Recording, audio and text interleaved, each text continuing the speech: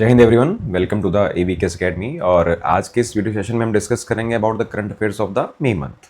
जैसे कि आप लोगों को पता ही है कि हमने जो इससे पहले चीज़ें डिस्कस करी हैं in the current affair series, हमने मंथ वाइज चीज़ों को डिफरेंट सेगमेंट्स में अलग अलग हिस्सों में बांटा है, जिसमें हम जो सीक्वेंस चलाते हुए आ रहे हैं इसमें सबसे पहले रिसेंट अपॉइंटमेंट्स डिस्कस की जाती हैं, यानी इंडिया और इंडिया के बाहर भी जो डिग्नेटरीज़ को अपॉइंट किया गया है ऑन डिफरेंट पोस्ट, उनको हम डिस्कस करते हैं। सिंपल यहाँ पर यही जानने की कोशिश करनी है कि कौन इंसान कहाँ पर इलेक्ट हुआ है, कहाँ पर सिलेक्ट हुआ है या कोई अपॉइंट हुआ है। देखो, इलेक्ट होने का मतलब है कि कोई इंसान इलेक्शंस के थ्रू भी किसी देश का हेड ऑफ द स्टेट बनाया गया हो, वो भी हमें जान लेना है। कोई अपॉइंट किया गया हो एज अ पोस्ट किसी पोस्ट पर, या किसी चीज़ के लिए कोई इंसान को सिलेक्ट किया गया हो, तो हमें सारी चीज़ें ही जाननी है। So the first thing will be discussing today is the recent appointment, जैसे कि आपको पता ही है। ठीक है, सो टुडे अगर हम सबसे पहले बात करें तो इंडिया में ही यहाँ पर हमें देखने को मिल रहा है जस्टिस के Somashekar is appoint as chief justice of Manipur high court. अगर आप लोगों ने पिछली वीडियोज़ करी हैं ध्यान से, तो हम बार बार एक चीज़ देखने को मिलती है हमें कि किसी हाई कोर्ट में नए जज को अपॉइंट किया गया है, या फिर किसी हाई कोर्ट में नए चीफ जस्टिस को बनाया गया है, या फिर सुप्रीम कोर्ट में किसी जज को नया अपॉइंट किया गया है। ये चीज़ देखने को मिलती है। जैसे कि आप लोगों को पता ही है कि हमारे देश में 25 हाई कोर्ट्स हैं, और आर्टिकल 214 से हमें हमारे पास हाई कोर्ट का मेंशन होता है इन पार्ट 14th। तो बात ये आ जाती है कि द थिंग इज़ उसी में एक चीज़ हमें देखने को रिसेंटली मिल रही है। इनफैक्ट हर एक मंथ में हमें देखने को मिलता ही है। सो यहाँ पर अभी क्या हुआ है कि मणिपुर स्टेट जो है वो न्यूज़ में लगातार बनता हुआ आ ही रहा है पिछले साल से, जहाँ पर क्लैशेस चलते रहते हैं। ठीक है, तो वहाँ पर हाई कोर्ट के नए चीफ जस्टिस को अपॉइंट किया गया है, and he is the justice के सोमशेखर। जस्टिस सोमशेखर की बात की जाए तो वो कहाँ से आते हैं? ही वॉज अ जज of the Karnataka high court. ठीक है, और ऐसा वो कब से थे? ऐसा पहले तो उनको बनाया गया था एडिशनल जज, उसके बाद वो परमानेंट जज बने थे कर्नाटका हाई कोर्ट के, और अब उनको ट्रांसफ़र करके अपॉइंट कर लिया गया है chief justice of the Manipur high court. Manipur की बात की जाए तो आप लोगों को पता ही है कैपिटल क्या है, इम्फाल है, और वहाँ की जो लैंग्वेज है इट इज़ मेती आदि मणिपुरी लैंग्वेजेस है। मणिपुर में लगातार क्लैशेस चली रहे हैं, जैसे कि आप लोगों को पता है, तो चीज़ें यहाँ पर इंपॉर्टेंट हो जाती हैं। The next thing is coming from the our neighbouring country, specially the Pakistan. ठीक है, पाकिस्तान के जो चीफ ऑफ आर्मी स्टाफ है जनरल आसिम मुनीर, उनको एलिवेट करके बना दिया गया है फील्ड मार्शल, जो कि एक 5 रैंक पोस्ट होती है इन आर्म्ड फोर्सेस। अगर हम बात करें पाकिस्तान में, तो ये ऐसे एलिवेट होने वाले दूसरे ऑफिसर हैं, क्योंकि इनसे पहले अगर कोई इंसान या कोई ऑफिसर अपॉइंट या एलिवेट हुआ है तो he was general Ayub Khan, जो बाद में जाकर पीएम भी प्रेसिडेंट भी बनते हैं। 1959 में Ayub Khan field marshal elevate हुए थे, और उसके बाद जो है वो आसिम मुनीर एलिवेट हुए हैं। अगर हम बात करें इसी कंटेक्स्ट में कि इन्होंने ऐसा क्यों किया, यहाँ के जो पीएम हैं उन्होंने पहलगाम के बाद इंडिया पाकिस्तान के बीच में जो मिलिट्री एस्केलेशन हुआ, उसमें जो आसिम मुनीर का रोल रहा, उसको सम्मानित करने के लिए उन्होंने इनको क्या किया है, एलिवेट किया है एज द फील्ड मार्शल। हम कह सकते हैं कि पाकिस्तान एक थियोक्रेटिक स्टेट है, साथ ही साथ एक मिलिट्री स्टेट है, तो आसिम मुनीर ने शायद खुद से ही अपने आप को प्रमोट कर लिया हो। बात ठीक यहाँ तक भी है, क्योंकि every country has a military, but Pakistan is a state और a country where military has a country और अ नेशन। ठीक है, तो यहाँ पर अगली चीज़ ये आ जाती है कि इंडिया में कौन 5 स्टार जनरल्स अब तक हुए हैं। अगर हम बात करें सबसे पहले आर्मी की, तो द ग्रेट सैम मानेकशॉ। ठीक है, और उसके बाद अगर हम देखें कि कौन यहाँ पर नेक्स्ट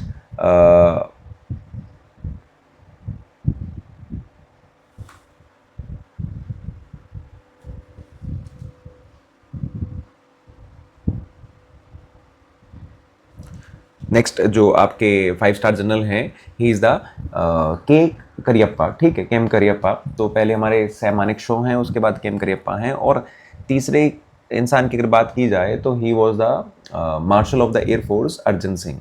तो भारतीय मिलिट्री इतिहास में अब तक 3 ही 5 स्टार जनरल हुए हैं, और पाकिस्तान के मिलिट्री इतिहास में अभी तक ये दूसरे फील्ड मार्शल हैं जो 5 स्टार जनरल बने हैं, general Asim Munir. The next news is coming from the African nation of the Sudan की बात होती है। सूडान और उसके नीचे है उनकी कंट्री साउथ सूडान। पहले ज्योग्राफी देख लेते हैं। देखिए, ये रहा सूडान, और इनके नीचे ही है एकदम से बिल्कुल साउथ सूडान के बिल्कुल बराबर में अगर देखा जाए तो दिस कंट्री इज़ इथोपिया, ये इथोपिया है। यहाँ पर ये दिस इज़ एरिट्रिया, ठीक है, एरिट्रिया है।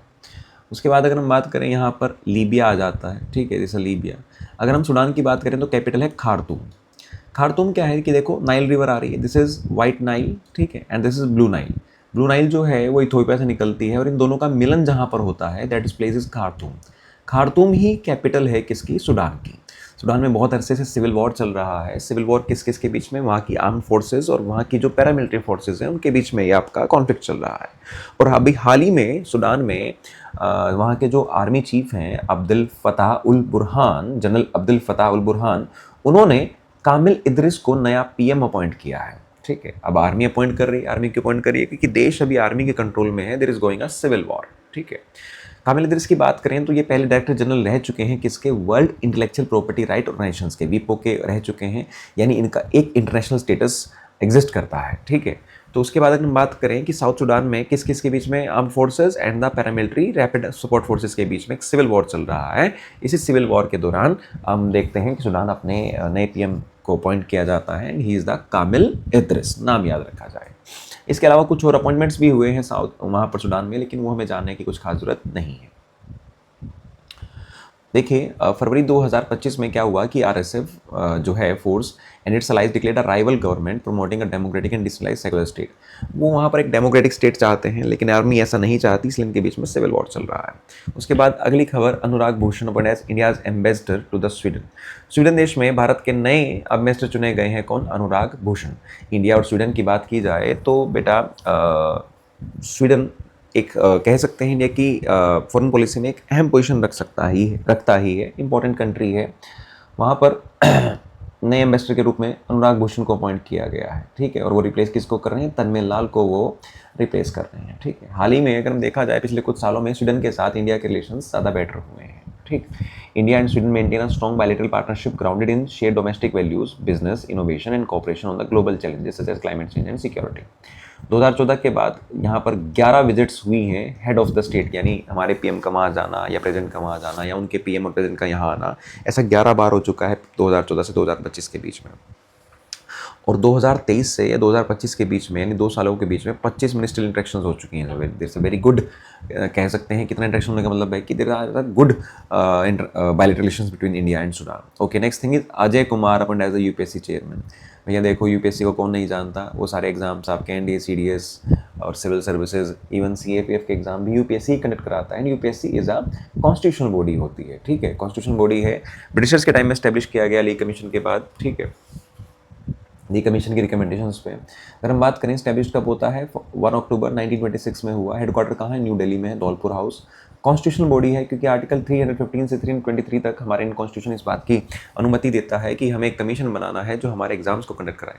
लेकिन यूपीएससी सिर्फ एग्जाम कंडक्ट नहीं कराता है, ठीक है, वो इसके अलावा बहुत सारी चीज़ें भी देखता है, जैसे कि civil service examination as well as overseeing किसको ओवरसी कर रहा है, recruitment, promotions, deputations and disciplinary matters of the civil services. Civil services के खिलाफ अगर कोई भी कह सकते हैं कंप्लेंट होती है तो उसमें यूपीएससी का इन्वॉल्वमेंट होता ही है। It will also go for the inquiry and the other things. उसके बाद अगर हम बात करें, अजय कुमार को हाल ही में यूपीएससी का चेयरमैन बनाया गया है। अजय कुमार की बात की जाए तो अजय कुमार एक रिटायर्ड आईएएस ऑफिसर हैं, ठीक है। ये किसको रिप्लेस कर रहे हैं, ये रिप्लेस कर रहे हैं प्रीति सूदन को। प्रीति सूदन जो हैं, जो कि पिछले साल से कह सकते हैं कि चेयरमैन थी। प्रीति सूदन ने जो रिप्लेस किया था वो मनोज सोनी को किया था। मनोज सोनी ने रिज़ाइन किया था अपने टर्म को ख़त्म होने से पहले ही। अब टर्म की बात की जाए तो यूपीएससी का जो चेयरमैन है उनका टर्म जो है इट इज़ 6 years और until the age of 65 years of age. जो भी पहले आ जाए, या तो 6 साल आप सर्विस कीजिए या 65 साल तक की उम्र सर्विस कीजिए। रिमूवल सिर्फ प्रेजेंट ही कर सकते हैं आर्टिकल 317 प्रूव्ड मिसबिहेवियर पर, ड्यूटी के बाहर कोई भी एम्प्लॉयमेंट करने पर उनको किया जा सकता है। कंपोजिशन ऑफ चेयरमैन की बात की जाए तो कंपोजिशन ऑफ यूपीएससी की बात की जाए तो चेयरमैन तो होंगे ही होंगे, इनके साथ और मेंबर्स को भी अपॉइंट किया जा सकता है, जैसा कि जितने मेंबर प्रेजेंट चाहें। तो अब तक 9 या 10 करीबन आपके मेंबर्स हैं यूपीएससी के।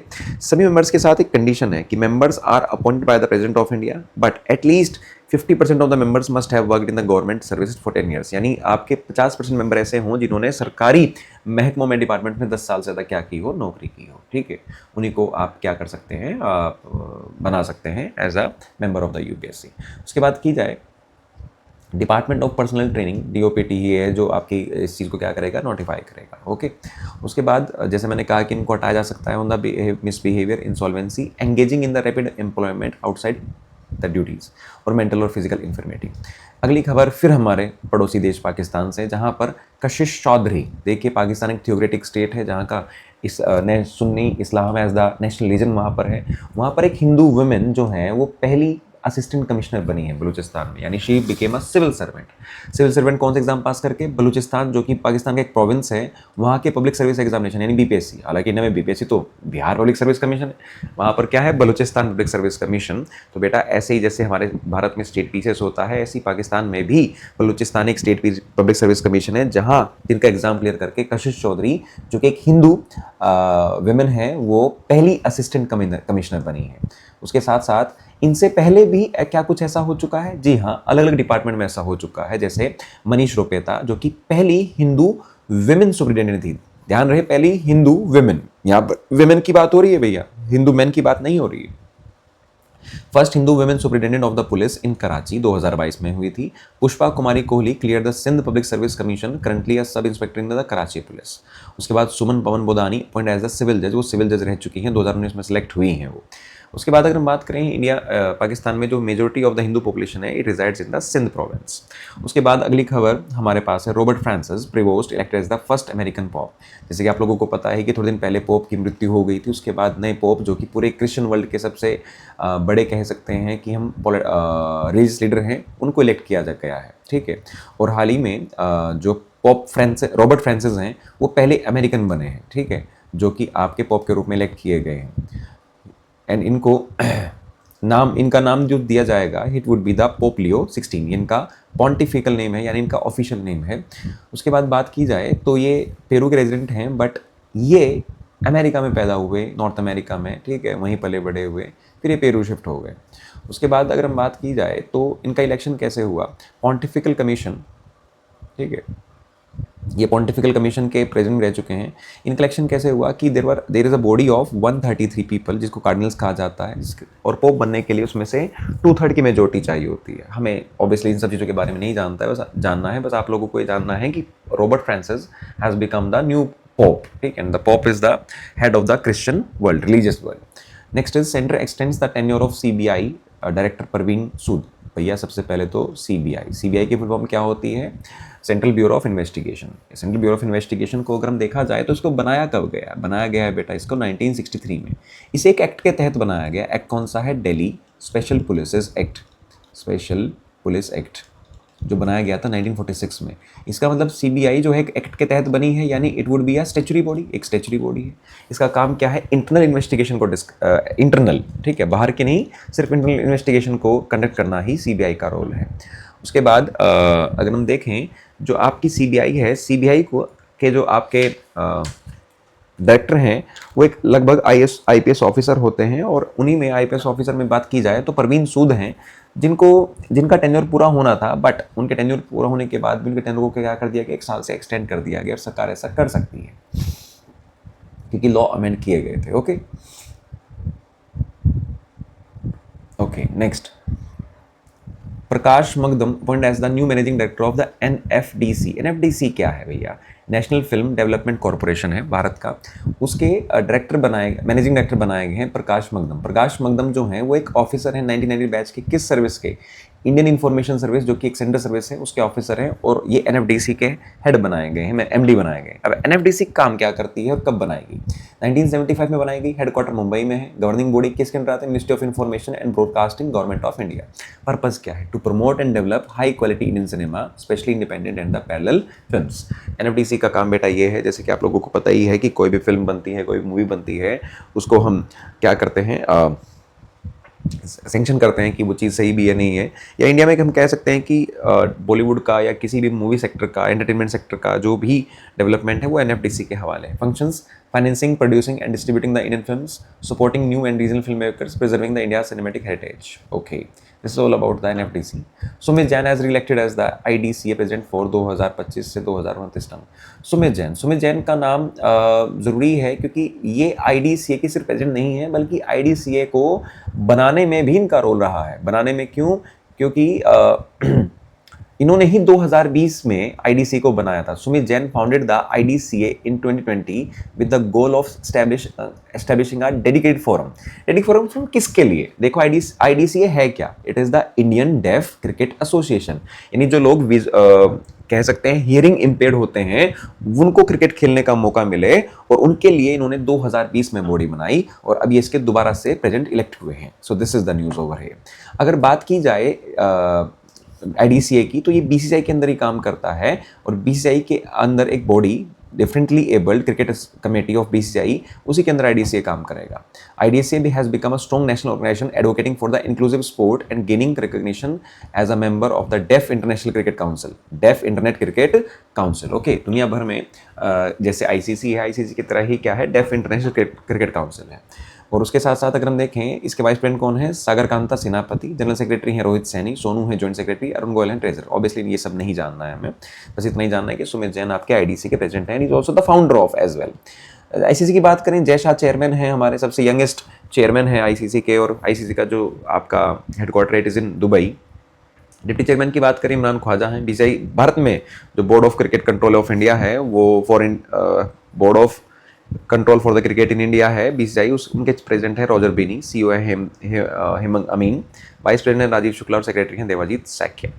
PM Lawrence Wong remains in power as PAP wins 14 consecutive election in Singapore. देखो भैया, हालांकि अलग न्यूज़ जो है सिंगापुर से आ रही है। सिंगापुर में इलेक्शंस हुए और वहाँ की पीपल एक्शन पार्टी यानी पीएपी ने अपनी 14वीं बार जीत हासिल करी, जिसमें से अगर देखा जाए नए पीएम जो हैं हमारे, इनफैक्ट वो नए नहीं है, वो दोबारा री इलेक्ट हुए हैं, जिनका नाम क्या है? Lawrence Wong, who has become the 4th prime minister of Singapore in 2023। 2023 में बार बार उनके पीएम चेंज हुए, ठीक है, जिसमें से वो आपके पीएम बनकर आते हैं। सिंगापुर की बात की जाए, साउथ ईस्ट एशिया में कंट्री है जिसके कैपिटल भी क्या है? सिंगापुर सिटी है। डॉलर आपका सिंगापुर डॉलर है। और अगर बात की जाए सिंगापुर की, जब बात होती है तो इकोनॉमी को लेकर बात होती है, प्लस उनके पासपोर्ट को लेकर भी बात होती है। एंड आई होप आप लोगों को चीज़ें पता है। नेक्स्ट इज प्रेसिडेंट थर्मन शंमुगरत्नम, वहाँ के क्या है? प्राइम मिनिस्टर प्रेसिडेंट हैं। लॉरेंस वोंग जो कि 2023 में चौथे पीएम बने, यानी 3 से पहले हो चुके हैं 2023 में। ओके, मलेशिया से अलग हुआ था Singapore, that's it. Yemen appoints new prime minister following resignation of Ahmad Awad bin Mubarak. देखो, वहाँ के पीएम थे और वहाँ के पीएम ने रिजाइन किया, और उसकी जगह नए पीएम इलेक्ट हुए हैं। कौन इलेक्ट हुए हैं भैया? ही इज सलीम सालेह बिन बारेक, जो कि पहले क्या होते थे? वहाँ के फाइनेंस मिनिस्टर होते थे। अच्छा, यमन की पोजीशन क्या है? यमन की लोकेशन को अगर आप ध्यान से देखें तो इट इज़ क्वाइट इंपॉर्टेंट, क्योंकि दुनिया के बहुत इंपॉर्टेंट जगह पर लोकेटेड है Yemen. This is Yemen. Yemen के ऊपर ये सारे कंट्री जो है, जैसे सऊदी अरेबिया, और यमन जो है उसके इधर ये वाटर बॉडी लगती है, that is gulf of Aden. Gulf of Aden लगता है, और फिर यहाँ से अलग वाटर बॉडी लग जाती है, दैट इज रेड सी। ये रेड सी लग जाता है। तो यहाँ पर बेटा एक स्टेट है जिसको कहते हैं बब एल मंदब। बब एल मंदब, और बब एल मंदब के इधर कौन सा एरिया है? देखो, स्टेट क्या होता है? जो दो बड़े लैंडमार्क्स को अलग करता है, दो बड़ी वाटर बॉडीज को आपस में जोड़ता है। तो बेटा ये लैंडमार्क इधर क्या है? जिबूती है। जिबूती और यमन के बीच में आपकी आ जाती है Bab el Mandeb. Yemen is the positioning over there, ठीक है। यमन में हालांकि ह्यूमैनिटेरियन क्राइसिस बहुत बुरे हैं, और हाउती कंट्रोल्ड है ये देश, और स्पेशली जो इसकी कैपिटल है, इसकी कैपिटल क्या है बेटा? सना है, और सना को हाउती ने ही कंट्रोल कर रखा है। You know about the Houthi people, they are a revolutionary और रेबल ग्रुप, ठीक है। वहाँ के नए पीएम सेलेक्ट हुए हैं, कौन है? सलेम सालेह बिन बारेक हैं, जो कि वहाँ के पहले क्या होते थे? फाइनेंस मिनिस्टर होते थे। वहाँ के पीएम के रिजाइन करने पर इनको पीएम की गद्दी संभालने को मिली है, ठीक है। ये सब इसमें है। उसके बाद आगे चलते हैं। Anthony Albanese re elected as the prime minister of Australia. Australia के पीएम भी इलेक्ट हुए हैं, and he is Anthony Albanese, that's it. उसके बाद आप लोगों को पता ही होगा सब, ऑस्ट्रेलिया कैपिटल कैनबरा है, और एक आइलैंड नेशन है, दैट्स इट। रेड कंगारू वहाँ का नेशनल एनिमल है। गोल्डन बेटल वहाँ का फ्लावर है नेशनल, और वहाँ के मोनार्क चार्ल्स थर्ड है, कॉमनवेल्थ का पार्ट है। Next is Arvind Shrivastava as the revenue secretary. भैया देखो, फाइनेंस मिनिस्ट्री के अंदर 2 डिपार्टमेंट्स तो और भी हैं, लेकिन one is revenue and other is expenditure. Revenue का मतलब है पैसा आएगा कहाँ से, एक्सपेंडिचर है पैसा जाएगा कहाँ से। पैसा जनरेट का काम कहाँ से होता है? टैक्सेस से होता है। तो central board of direct taxes and central board of indirect taxes, ये दोनों के दोनों आते हैं डिपार्टमेंट ऑफ रेवेन्यू के अंडर, क्योंकि पैसा जनरेट करना है। डिपार्टमेंट ऑफ रेवेन्यू के हेड कौन है? सेक्रेटरी कौन बनाएंगे? अरविंद श्रीवास्तव। तो it is a very important post. Arvind Shrivastava को अपॉइंट किया गया, और कौन अपॉइंट करेगा? Appointments committee of the cabinet, जिसके हेड कौन होते हैं? पीएम होते हैं, दैट इज दैट्स इट। उसके बाद हम बात करें national security advisory board reconstituted. Reconstitute का मतलब है कि पहले एग्जिस्ट करता था, बाद में हटा दिया गया और दोबारा से बनाया गया। तो पहले से कब से एग्जिस्ट करता था? 1998 से एग्जिस्ट करता था नेशनल सिक्योरिटी एडवाइजरी बोर्ड। और पहलगाम में जो इंडिया पाकिस्तान टेररिस्ट अटैक हुआ, उसके बाद मिलिट्री एस्केलेशन हुआ, तो उसको मद्देनजर रखते हुए नेशनल सिक्योरिटी एडवाइजरी बोर्ड को दोबारा बनाया गया, जिसका काम भारत सरकार को सिक्योरिटी पर एडवाइस देना है। इसमें अभी 6 मेंबर्स हैं। 6 मेंबर्स की बात करें तो 3 आर्मी से आते हैं, 3 आपके डिफेंस फोर्सेज से आते हैं, जिसमें से आर्मी, एयरफोर्स और नेवी तीनों का एक एक पर्सनल है, but they are retired. Lieutenant general AK Singh former southern army commander हैं, and air marshal PM Sinha retired है, फॉर्मर वेस्टर्न एयर कमांडर हैं। रियर एडमिरल मोंटी खन्ना है, रिटायर्ड है। तो तीनों आर्मी, एयरफोर्स, नेवी से आ जाते हैं। 2 retired police officers, IPS officer Rajeev Ranjan Verma and Manmohan Singh, और एक आपके retired IPS officer B Venkatesh Verma. Originally कब बनाया गया था? 1988 में बनाया गया था नेशनल सिक्योरिटी एडवाइजरी बोर्ड, और हाल ही में इसको दोबारा रिकॉन्स्टिट्यूट किया गया है, और इसके चेयरमैन बनाए गए हैं एक्स रॉ चीफ कौन? आलोक जोशी। तो it is a important news, ठीक है। उसके बाद इससे पहले कब बनाया गया था? 2018 में बनाया गया था नेशनल सिक्योरिटी एडवाइजरी बोर्ड, जिसके जो चेयरमैन है वो कौन थे? डॉक्टर विद PS राघवन, जो कि पहले रशिया केमिस्ट रह चुके हैं, उनको बनाया गया था आपके चेयरमैन, ठीक है। Nipun Agarwal appointed as the new chairman of the Air India Express. देखो, एयर इंडिया के अंदर एयर इंडिया एक्सप्रेस एक सब्सिडरी है, जिसके नए चेयरमैन बने हैं कौन? निपुण अग्रवाल, क्योंकि उनके CEO chief executive officer Campbell विंसल ने क्या कर दिया है? रिजाइन कर दिया है। और एक टाटा की सब्सिडरी है, टाटा का ग्रुप है, बिकॉज टाटा ने 2022 में एयर इंडिया को क्या कर लिया था? एक्वायर कर लिया था गवर्नमेंट ऑफ इंडिया से। उसी के अंदर एयर इंडिया एक्सप्रेस है, जो कि एक कह सकते हैं छोटे लेवल पर एयरलाइन एक्सप्रेस है, जो कि 2005 में बनाई गई। हेडक्वार्टर इसका गुड़गांव में है। CEO कौन है? आलोक सिंह है। उनके ही नए चेयरमैन बनाए गए हैं आपके कौन? Nipun Agarwal. So that's all about the recent appointments in the month of may.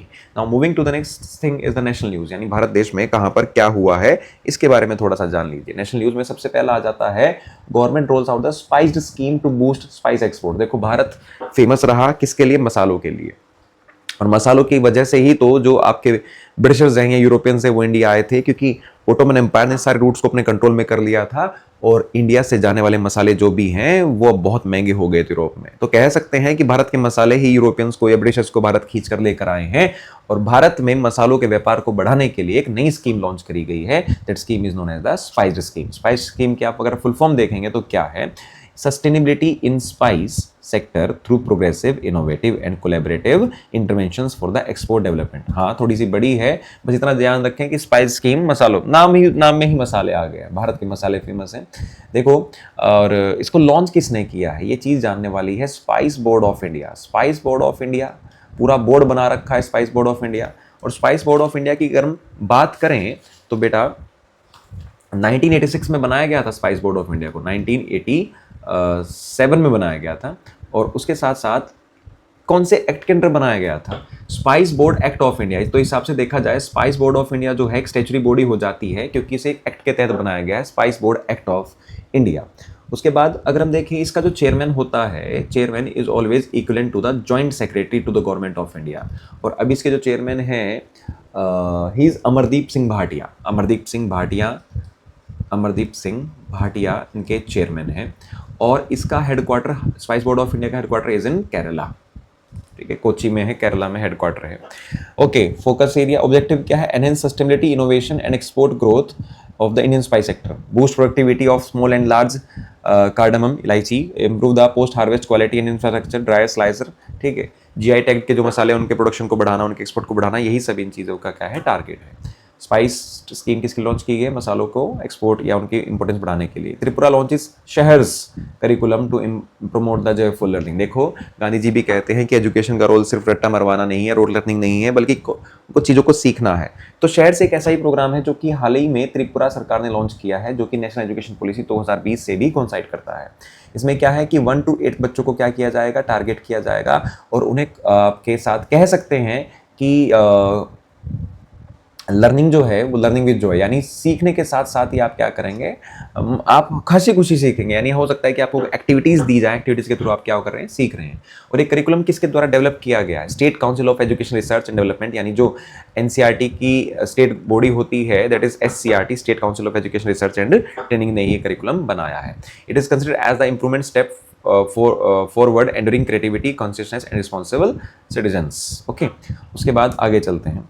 What is the dam safety act and why Punjab wants to repeal it. देखो, डैम की बात हो या रिवर वाटर की बात हो, रिवर वाटर की बात की जाए तो शेड्यूल 7 के अंडर जो रिवर वाटर है वो आता है स्टेट लिस्ट में, और स्टेट लिस्ट में का मतलब है कि इस पर जो भी कानून बनाएगी, जो भी कंट्रोल करेगी, वो स्टेट गवर्नमेंट करेगी। लेकिन हाल ही में भारत सरकार ने 2021 में एक एक्ट पास किया, डैम सेफ्टी एक्ट, जिसमें उन्होंने क्या कहा कि कोई भी डैम ऐसा जिसकी हाइट 10 से 15 मीटर के बीच में है या कोई स्पेसिफिक डिजाइन को सेटिस्फाई करता है, तो उसकी सेफ्टी जो है वो सेंट्रल गवर्नमेंट, यानी सेंट्रल गवर्नमेंट उस पर क्या ले सकती है, कदम उठा सकती है, कोई चीजें गाइड कर सकती है। लेकिन बेटा, स्टेट गवर्नमेंट और डैम्स तो किसके कंट्रोल में आ जाते हैं, स्टेट लिस्ट में आ जाते हैं। तो ऑब्वियसली जो स्टेट गवर्नमेंट है वो क्या करेगी, रिटेलिएट करेगी। ऐसा ही पंजाब रिटेलिएट कर रहा है कि भैया डैम सेफ्टी एक्ट जो है वो गलत है, और आप डैम सेफ्टी एक्ट को क्या करें, खारिज करें, because the river water and the dams are comes under the list of the state list. Okay, क्या प्रोवाइड कराता है, देखो, dam safety act has become a point of contention between Punjab and centre over the control of dams. Punjab argues that the law grants excessive control to the center over dams within the state's territory, impacting its the water rights। कि हाँ, state territory में होते हुए भी आपके पास जो central government है उसके पास ज़्यादा पावर्स आ जाती हैं डैम को कंट्रोल करने के लिए, और ये बिल्कुल फेडरलिज्म के बिल्कुल अलग है। प्रोविजंस क्या कहते हैं, provides for the surveillance, inspection, operation, maintenance of the specified dams to prevent dam failures। Centre ऐसा इसलिए चाहता है कि जिससे डैम फेलियर ना हो, हम उसे खुद देखें। Established an institutional mechanism for the safe functioning of dams, received presidential assent on the December 13, 2021। कौन से dams, dam with the height of more than 15 metres और बिटवीन 10 से 15 metre if they meet certain design and the capacity conditions, जैसे कि reservoir का size, कितना पानी है, सब चीजें। तो बेटा, इस एक्ट को लेकर जो है पंजाब सरकार क्या कर रही है, रिटेलिएट कर रही है। रिटेलिएट करने का मतलब है कि भैया ये हमारे स्टेट लिस्ट का मामला है, आप इसमें इंटरफेयर ना करें, ऐसा पंजाब का डिमांड है। उससे पहले जो स्टेट गवर्नमेंट है वो भी कुछ एक्ट्स को लेकर बात करती है, जैसे पंजाब रीऑर्गेनाइजेशन एक्ट है, पंजाब से जो है हरियाणा अलग हुआ, उस एक्ट में जो आपके क्लॉज हैं सेक्शन 78, 79, 80 को लेकर पंजाब जो सरकार है या कांग्रेस पार्टी जो है वो उस चीज़ पर सवाल उठाती है। ठीक, भाखड़ा ब्यास मैनेजमेंट बोर्ड, जिसकी जो सेटलमेंट है वो 1970s में किया गया, और देखा जाए तो इंडस वाटर ट्रीटी के अंदर ही अगर हम देखें कौन कौन सी रिवर आ जाती है, इंदस आ जाती है, इंदस की ट्रिब्यूटरी दिस इज चिनाब, उसकी tributary this is Jhelum, and this is Ravi, this is Sutlej, और सतलुज की ट्रिब्यूटरी दिस इज ब्यास। तो बेटा, ब्यास, सतलुज और रावी, ये 3 रिवर ऐसी है जिनको ईस्टर्न रिवर कहा जाता है। झेलम, चिनाब और ब्यास को क्या कहा जाता है, वेस्टर्न रिवर्स। इनका पानी पाकिस्तान यूज करता है, इनका पानी इंडिया यूज करता है। ठीक है, okay. Odisha launches Sahyog scheme to connect urban poor with the government welfare. शहरों में जो गरीब लोग हैं उनको वेलफेयर स्कीम से कैसे जोड़ा जाए, इसके लिए उड़ीसा ने क्या चलाया है, एक सहयोग स्कीम चलाई है। सहयोग का मतलब सीधे तौर पर urban poor to the government welfare schemes के साथ जोड़ा जाए। Okay, ensure last mile delivery of the government benefits, focuses on the one awareness, doorstep delivery of services and strengthen implementation of the urban local body and district levels। प्रधानमंत्री Awas Yojana to act as an entry point for the linking families to other schemes। कहते हैं कि सबसे पहले घर दे दो तो सीधे तौर पर घर में लाइट भी चाहिए होगी, तो बेटा स्कीम से जोड़ दो। घर में बेटा कुकिंग गैस भी चाहिए होगी, देखो बेटा उज्ज्वला से जोड़ दो। सो द थिंग इज, सबसे पहले इनिशिएट क्या कीजिए, इंसान को आप घर दीजिए, घर देने के बाद उसे बाकी फैसिलिटी दीजिए जिससे उसको सारी चीज़ें मिल सकें। सिमलीपाल, उड़ीसा, फिर अगेन न्यूज में, Similipal becomes the India's 107 national park and Odisha largest. देखो, इससे पहले जो है भीतरकनिका जो है वो नेशनल पार्क होता था उड़ीसा में, लेकिन एक दूसरा नेशनल पार्क बनाया गया जो कि भारत का 107वां नेशनल पार्क है, and this is Similipal. Similipal को जंगलियों के लिए फेमस, हाथियों के लिए फेमस माना जाता है। ठीक है, अगर हम बात करें नेशनल पार्क की कौन डेजिग्नेट कर सकता है, अंडर द एक्ट जो आपकी स्टेट गवर्नमेंट है और सेंट्रल गवर्नमेंट है, दोनों नेशनल वाइल्ड लाइफ सेंचुरी और आपके ये नेशनल पार्क को क्या कर सकते हैं, डेजिग्नेट कर सकते हैं कि this area is a designate park. उसमें बात की जाए तो इन सिटू कंजर्वेशन की बात होती है। इन सिटू का मतलब है कि जहाँ पर जो जानवर रह रहा है उसको उसी के हैबिटेट में क्या किया जाए, कंजर्व किया जाए। ठीक है, इससे पहले जो नेशनल पार्क है आपका सिमलीपाल, नेशनल पार्क ना होकर एक वाइल्ड लाइफ सेंचुरी था, और वाइल्ड लाइफ सेंचुरी से उसको अपग्रेड करके क्या कर दिया गया है, नेशनल पार्क कर दिया गया है। ध्यान रखें इस बात को कि वाइल्ड लाइफ सेंचुरी जो है उसे अपग्रेड करके नेशनल पार्क किया जा सकता है, लेकिन नेशनल पार्क को दोबारा वाइल्ड लाइफ सेंचुरी नहीं किया जा सकता। और ऐसा क्या हुआ है, chief minister Mohan Charan Majhi hailed the movement as landmark step toward the conservation advancing the goals of Viksit Bharat and Viksit Odisha. Prem Kumar Jha, the PCCF wildlife and chief wildlife warden. Chief wildlife warden जो है वो आपके एक्ट 1972 में उसका जिक्र हुआ है, यानी it is a statutory body. Okay, इससे पहले भीतरकनिका जो है वो इकलौता नेशनल पार्क होता था। उसके बाद Maharashtra approves the merger of Konkan railway with Indian railways. देखो इंडियन रेलवेज को रेलवेज से अगर हम बात करें, कोंकण रेलवेज को अलग बनाया गया था और कोंकण रेलवेज का काम था कि वेस्टर्न घाट्स में रेलवेज को कैसे एक्सपेंड किया जाए, जिसमें महाराष्ट्र, गोवा, कर्नाटका और केरला ये सारी स्टेट्स इंक्लूड होती थी। लेकिन हाल ही में फंड्स की वजह से चलते हुए और ये कहा गया कि कोंकण रेलवे को दोबारा से इंडियन रेलवेज में जोड़ दिया जाए, अलग बॉडी ना रखा जाए। कोंकण रेलवे को स्टैब्लिश किया गया था 1990 में as a special purpose vehicle under the ministry of railways to build railway lines through the different terrain of the western Ghats. The project aim to connect Roha Maharashtra में, Goa, Mangalore, Karnataka and coastal Kerala, 741 kilometre. ठीक है, उसके बाद अगर बात की जाए किस वजह से, फाइनेंशियल डिफिकल्टीज जो कि काफ़ी सालों से चलती आ रही है, तो भैया इसको दोबारा जोड़ दिया जाए। हाँ, यहाँ पर कुछ शर्तें हैं महाराष्ट्र की कि भैया हम ये चाहते हैं कि कोंकण रेलवे का नाम कोंकण रेलवे रहे और आप हमें जो पैसे हमारे खर्च हुए थे वो वापसी कर दें, सिंपल। तो आप इतना याद रखिए, कोंकण रेलवे का काम क्या था, इंडिया के वेस्टर्न घाट्स में रेलवे को एक्सपेंड करना। इसमें स्टेट कौन सी आती है, Maharashtra, Goa, Karnataka and Kerala. So that's all about your the national news.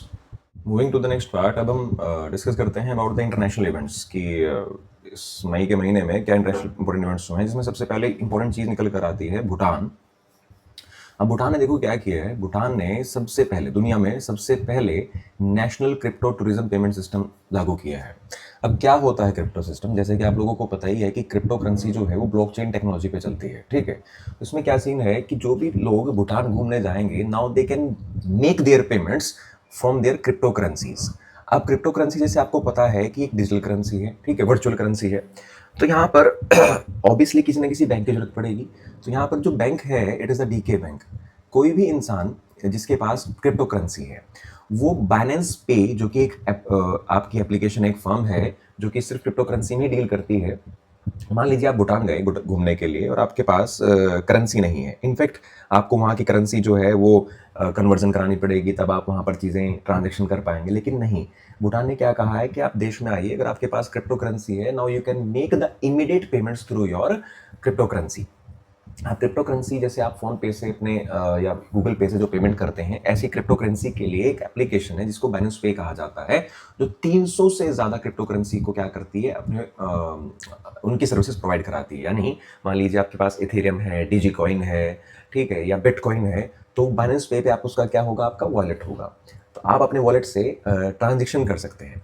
यानी आपने ट्रांजेक्शन किया तो वहाँ का जो डीके बैंक है भूटान का, वो उसके साथ इमीडिएटली आपकी क्रिप्टो करेंसी को कन्वर्ट कर देगा भूटान की लोकल करेंसी में।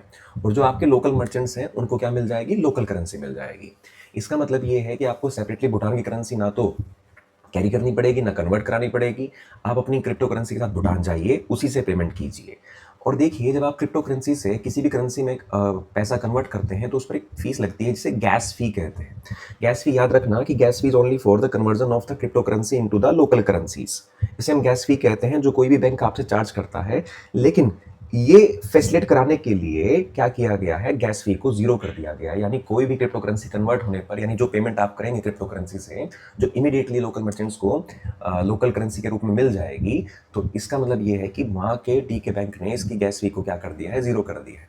ऑब्वियसली इसका फायदा क्या होगा, इसका फायदा सीधे तौर पर भूटान में टूरिज्म क्या होगा, बढ़ जाएगा और आप सभी सर्विसेज पर ये फायदा उठा सकते हैं। ठीक है, so this is news about Bhutan has become the first country in the world to launch a national cryptocurrency based tourism payment system. तो भूटान पहला देश बना।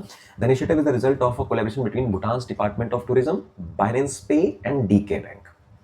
कैशलेस ट्रैवल हो सकता है क्योंकि आप सीधे तौर पर अपनी क्रिप्टो करेंसी के साथ जा रहे हैं। With this new system, travels with the Binance accounts can pay using their crypto currencies for almost all travel related services in Bhutan.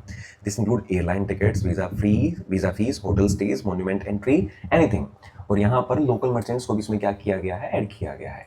और ये क्या करेगा, टूरिज्म को बढ़ाएगा। टूरिज्म बढ़ने से ऑब्वियसली सीधे तौर पर क्या है कि भूटान की इकोनॉमी में आपको बढ़ोतरी दिखेगी। Okay, payments are settled instantly in local currency through DK bank. आपने तो पे किससे किया है, आपकी बाइनेंस पे से किया, जो कि क्रिप्टो करेंसी है, लेकिन वहां का डीके बैंक उसको किस में कन्वर्ट कर देगा, एकदम से लोकल करेंसी में, removing the need for physical cash और इंटरनेशनल कार्ड्स। इससे ट्रैवल बैरियर्स आपके घट जाएंगे। देखिए, global scale and no gas fee. Binance Pay with user base of 100 across countries and support for over 300 cryptocurrencies is offering the service without any gas fee। यानी जब आप crypto currency को local currency में convert करते हैं तो आप उस पर फीस लगती है गैस फी, और इस केस में गैस फी भी क्या है, जीरो कर दी गई है। Now next news is again from Pakistan. IMF approves $1 billion loan in disbursement to the Pakistan.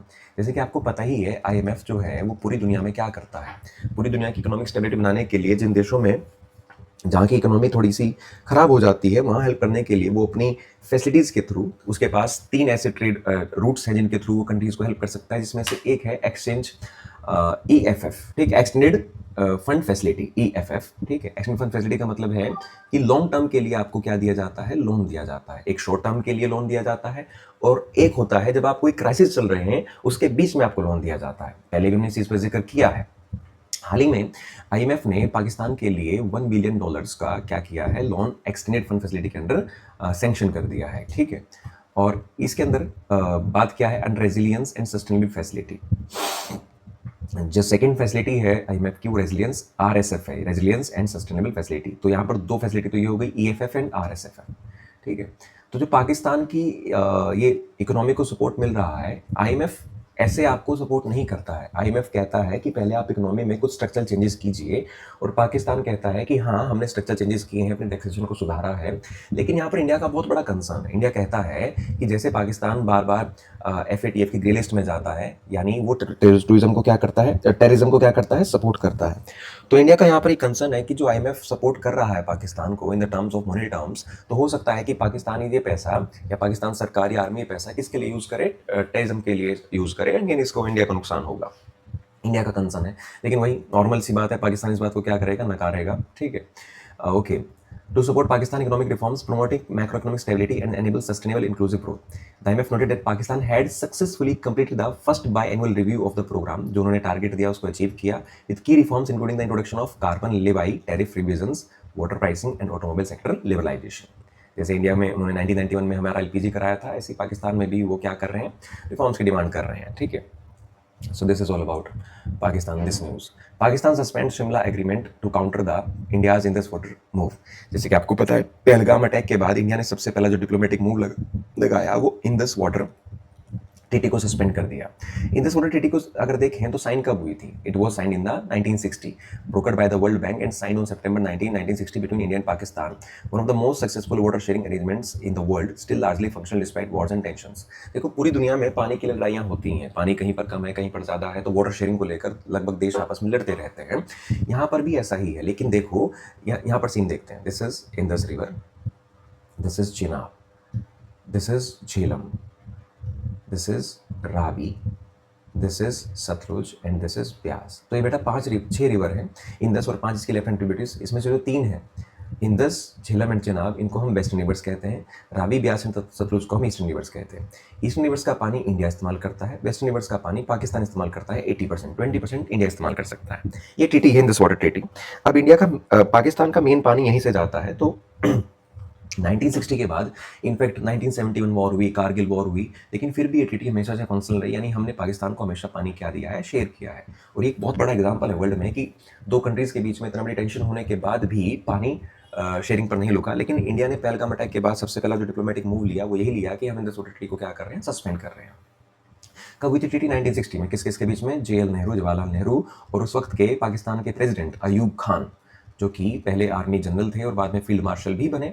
Ayub Khan president बने, तो उनके बीच में ये 1960 में ट्रीटी हुई थी। देखिए, ईस्टर्न रिवर्स कौन कौन से रिवर्स है? Eastern rivers Ravi, Beas, Sutlej were allotted to India. Western rivers Indus, Jhelum and Chenab were allotted to the Pakistan. Though India was allowed limited use irrigation and hydro power. Western rivers का 20% पानी इंडिया इस्तेमाल कर सकता है। इसी के तहत permanent Indus commission, a body setup for the regular meetings, data sharing and conflict resolution. ये बॉडी बनाई गई थी, permanent Indus commission. Dispute resolution के लिए बात होती है कि हम बैठकर हमेशा बात कर लेंगे। देखो सिग्निफिकेंस क्या है इंदस वाटर ट्रीटी का। It is a rare example of cooperation between the two hostile neighbours, critical for Pakistan's agriculture and water security, as 80% of its irrigation water comes from the Indus system. India uses it as a leverage during the diplomatic tensions, though it hasn't abrogated the treaty even during the conflicts. अब से पहले कभी भी treaty को abrogate नहीं किया गया था। अब इंडिया ने जब इंदस वाटर ट्रीटी को सस्पेंड किया तो पाकिस्तान ने शिमला एग्रीमेंट को सस्पेंड कर दिया। अब शिमला एग्रीमेंट कब हुआ था?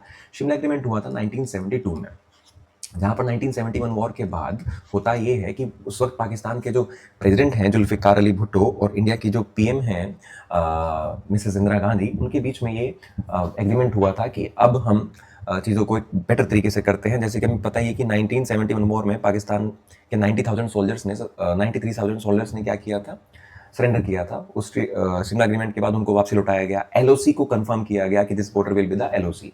पाकिस्तान ने कहा कि अगर आप इंदस वाटर ट्रीटी सस्पेंड कर रहे हैं तो हम शिमला एग्रीमेंट को तोड़ रहे हैं। Shimla Agreement suspended. Pakistan has suspended the 1972 Shimla Agreement. Post 1971 War Peace Treaty that was established the line of control (LOC) in Kashmir and committed both countries to bilateral dialogue. Okay. Pakistan ने भी ऐसी चीज़ें की Wagah border बंद कर देंगे, सारा SAARC का जो वीज़ा है इंडिया का वो हम हटा देंगे, ठीक है। बैकग्राउंड देखते हैं शिमला एग्रीमेंट का। Sign on July 2 1972 between India prime minister Indira Gandhi and Pakistan president Zulfikar Ali Bhutto after 1971 India Pakistan war which led to the creation of Bangladesh. इसमें क्या बात हुई थी कि पीसफुल रेजोल्यूशन करेंगे हम चीज़ों का। पीसफुल रेजोल्यूशन देखिए, पीसफुल रेजोल्यूशन कि both the nations agreed to resolve all the disputes bilaterally through peaceful means. LOC को कंफर्म किया गया। The ceasefire in Jammu and Kashmir based on the position held at the end of 1971 was renamed as the line of control. इसी को boundary को क्या रखा गया था, एलओसी रखा गया था। तो पाकिस्तान क्या कह रहा है कि अगर आप इन सस्पेंड कर रहे हैं तो हम भी क्या कर देंगे, शिमला एग्रीमेंट को तोड़ देंगे, ठीक, simple. The next thing is US Iran nuclear tensions. देखो, जैसे कि आपको पता ही है कि यूएस और ईरान के बीच में कॉन्फ्लिक्ट चल ही रहा है, काफ़ी अरसे से चल रहा है ये कॉन्फ्लिक्ट। अगर हम इस कॉन्फ्लिक्ट को देखें, थोड़ा सा जानने की बात ये है कि जो आपकी सबसे पहले जिक्र देखिए इसका IAEA का, इंटरनेशनल एटॉमिक एनर्जी एजेंसी, जिसका 1957 में क्या होता है, एस्टेब्लिशमेंट होता है। इसका हेडक्वार्टर है वियना में, और वियना है ऑस्ट्रिया की कैपिटल। आईए रिपोर्ट करती है यूएन जनरल असेंबली को भी और यूएन सिक्योरिटी काउंसिल को भी, दोनों को रिपोर्ट करती है। कह सकते हैं यूएन के अंडर काम करती है। आईए का काम है कि पूरी दुनिया में जो आपका न्यूक्लियर सोर्स है उसका इस्तेमाल पीसफुल पर्पसेस के लिए किया जाए, यानी एनर्जी के लिए किया जाए। अब यूएस नहीं चाहता या वेस्ट नहीं चाहता कि ईरान अपना कोई भी बॉम्ब बनाए, या कह सकते हैं आपकी एटॉमिक एनर्जी या न्यूक्लियर एनर्जी का इस्तेमाल मिलिट्री पर्पस के लिए करे। अब हुआ यह कि 1979 में इस्लामिक रेवोल्यूशन हुआ, और जो वहाँ के रूलर थे शाह, ठीक है, वो जो कि यूएस को सपोर्ट करते थे, उनको हटाकर ईरान में रेवोल्यूशन होता है। रेवोल्यूशन के बाद ईरान बिल्कुल एंटी अपोजिट हो जाता है टू द यूएस, जिससे यूएस में उनके यूएस के जो वहाँ के एम्बेसी पर्सनल थे उनको उन्होंने कन्फाइन कर लिया कुछ दिनों के लिए। फिर अगर देखा जाए 2015 में आकर हुआ ये कि एक JCPO हुआ। JCPO का मतलब है joint comprehensive plan of the action, जिसमें ईरान है और P5 यानी सिक्योरिटी काउंसिल की जो 5 परमानेंट बॉडीज़ हैं, US, UK, France, Russia and China, और +1 यानी जर्मनी।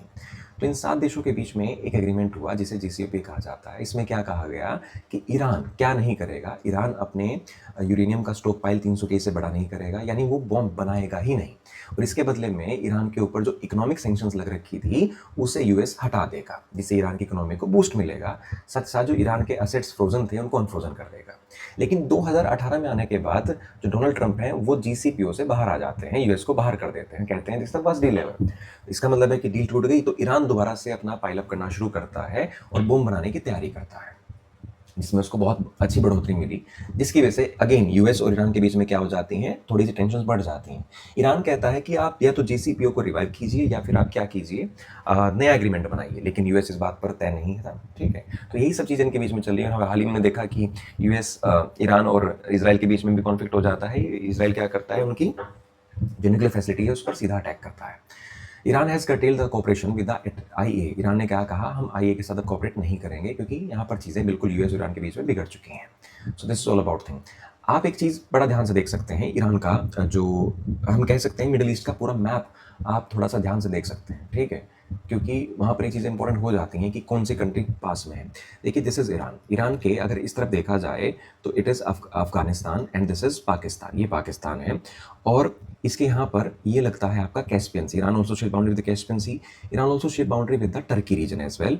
ईरान का बिल्कुल इमीडिएट मेंबर इराक भी है, ठीक है, और इसके बिल्कुल नीचे है Persian gulf, this is Persian gulf, ठीक है, जहाँ पर ये स्टेट ऑफ हॉर्मूज आ जाती है।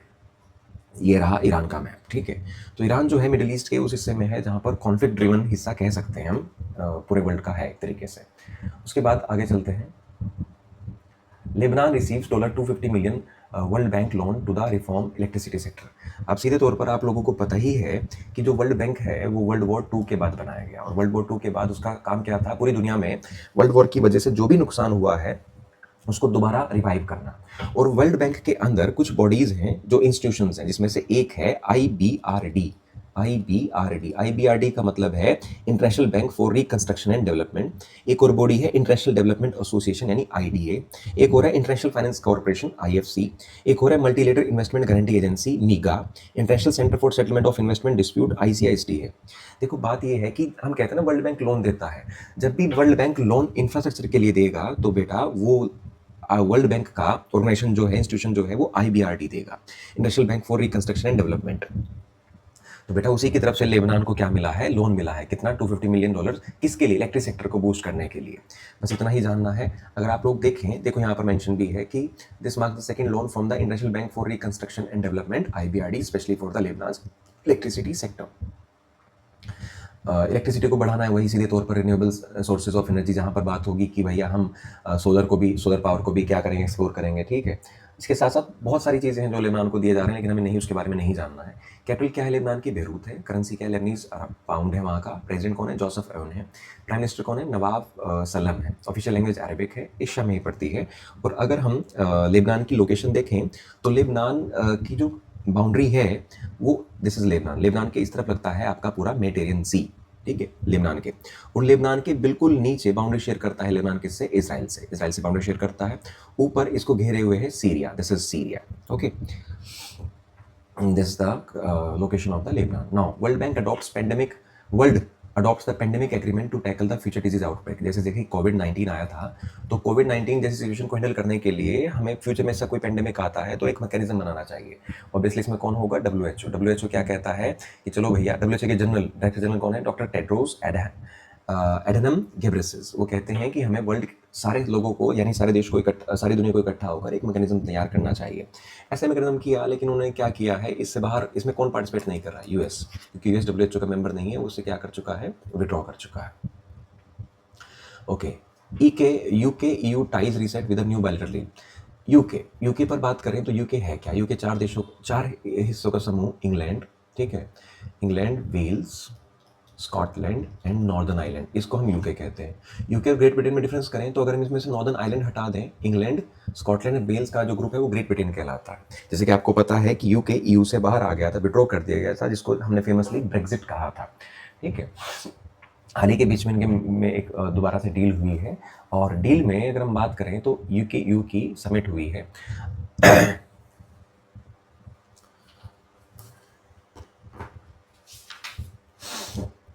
EU में बात करें तो EU की सबसे EU में 27 मेंबर्स हैं और सबसे बड़ा मेट्रोपोलिस जो है वो पेरिस है। ठीक है, यूके के प्राइम मिनिस्टर कौन है? केयर स्टारमर है। यहाँ पर एक चीज़ देखने वाली है, ठीक है, एक चीज़ देखने वाली क्या है? एरास्मस प्रोग्राम है। एरास्मस प्रोग्राम का मतलब क्या है कि एक EU का प्रोग्राम है जहाँ पर आपके यथ का एक्सचेंज होता है for the education purposes as well as the thing is your cultural exchange programme, जहाँ पर एक कंट्री के दूसरे कंट्री में क्या कर सकते हैं? जा सकते हैं, काफ़ी इजीली जा सकते हैं। यहीं पर ये बात देखो, यथ मोबिलिटी स्कीम। यहाँ पर क्या हुआ है कि EU में किसी भी कंट्री से कोई भी यथ पढ़ने के लिए दूसरे देश में इसलिए जा सकता है। इन सब चीज़ों को लेकर एग्रीमेंट हुए हैं, फिशरीज को लेकर एग्रीमेंट हुआ है, डिफेंस को लेकर एग्रीमेंट हुआ है, ट्रैवल बॉर्डर को लेकर भी एग्रीमेंट हुआ है। तो UK and UK are again in the talks make the relations better. देखिए आगे चलते हैं बैंकिंग एंड इकोनॉमी में। बैंकिंग एंड इकोनॉमी में अगर हम डिस्कस करें, सबसे पहला है RBI again cancel the HPCL cooperative bank licence over the capital shortfall. देखो कोई भी बैंक खोलने के लिए आपको कैपिटल चाहिए होती है, कैपिटल जिसको हम पेड अप कैपिटल भी कहते हैं, पेड अप रिजर्व कैपिटल भी कहते हैं, कि आपके पास इतना पैसा होना ही चाहिए। अब पैसा तो हो ही सकता है।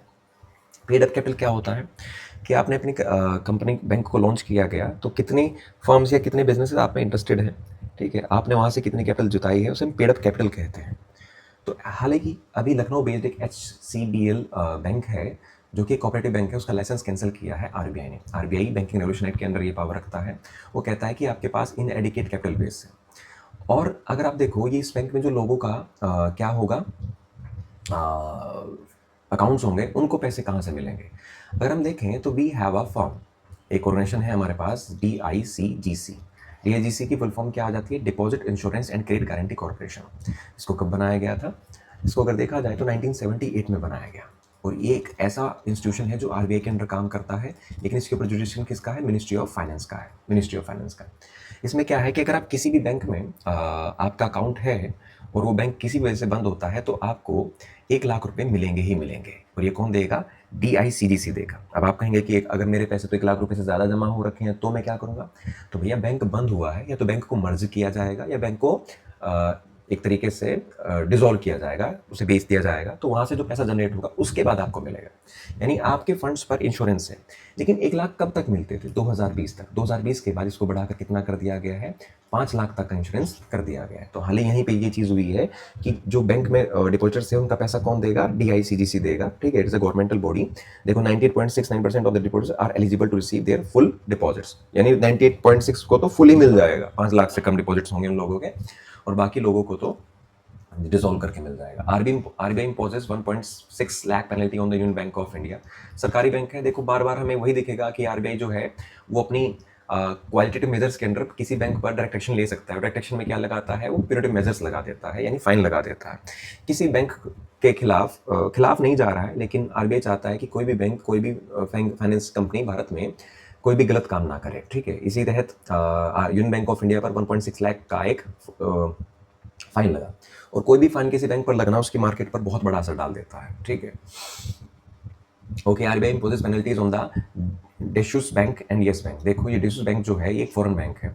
फॉरेन बैंक जर्मनी का बैंक है और ये इंडिया में ऑपरेट कर रहा है। ठीक है, अब अगर ये इंडिया में ऑपरेट कर रहा है तो भैया आरबीआई इसको रेगुलेट करेगा। अगर ये कोई गड़बड़ करेगा तो आरबीआई इस पर क्या लगाएगा? पेनल्टी लगाएगा। और येस बैंक तो इंडिया का ही एक बैंक है। Reserve Bank of India has imposed monetary penalties on the Deutsche bank and Yes bank for violations of the regulatory guidelines. हालांकि ये खबरें ज़्यादा इंपॉर्टेंट नहीं है क्योंकि सीधे तौर पर कितनी हम देख चुके हैं अब तक। हर महीने में आरबीआई पेनल्टीज लगा ही रहा है किसी ना किसी बैंक पर, तो आप बैंकों को याद नहीं रख सकते और ये लेस इंपॉर्टेंट चीज़ें भी हैं, तो उसके बारे में आप ज़्यादा बॉदर ना करें। बैंक पर फाइन क्यों लगा? The bank had failed to report credit information of certain borrowers to the click system. देखो क्लिक सिस्टम जो है वो एक रेटिंग एजेंसी है जिसका नाम है central depository of large common exposures across banks and central depository of the information on large credits. ये क्लिक की फुल फॉर्म थी। ये एक रेटिंग एजेंसी है जहां पर हमें सभी बैंकों को बोरोवर्स की इन्फॉर्मेशन को क्या करना पड़ता है? प्रोवाइड करना पड़ता है। ड्यूट्स बैंक ने प्रोवाइड नहीं करा पाया, आरबीआई ने उस पर फाइन लगा दिया। और इसी तरह फाइन किस पर लगा? येस बैंक पर लगा। ठीक है, उसके बाद ड्यूट्स बैंक के देखें तो ये 1870 में बना था बर्लिन में, जर्मनी में। ठीक है, फ्रैंकफर्ट में इसका हेडक्वार्टर है। सीईओ है क्रिस्टन बैंक। येस बैंक जो इंडिया का बैंक है 2003 में राणा कपूर ने बनाया था। हेडक्वार्टर मुंबई में है। Again RBI impose penalty on the Indian bank, IOB and MM financial services.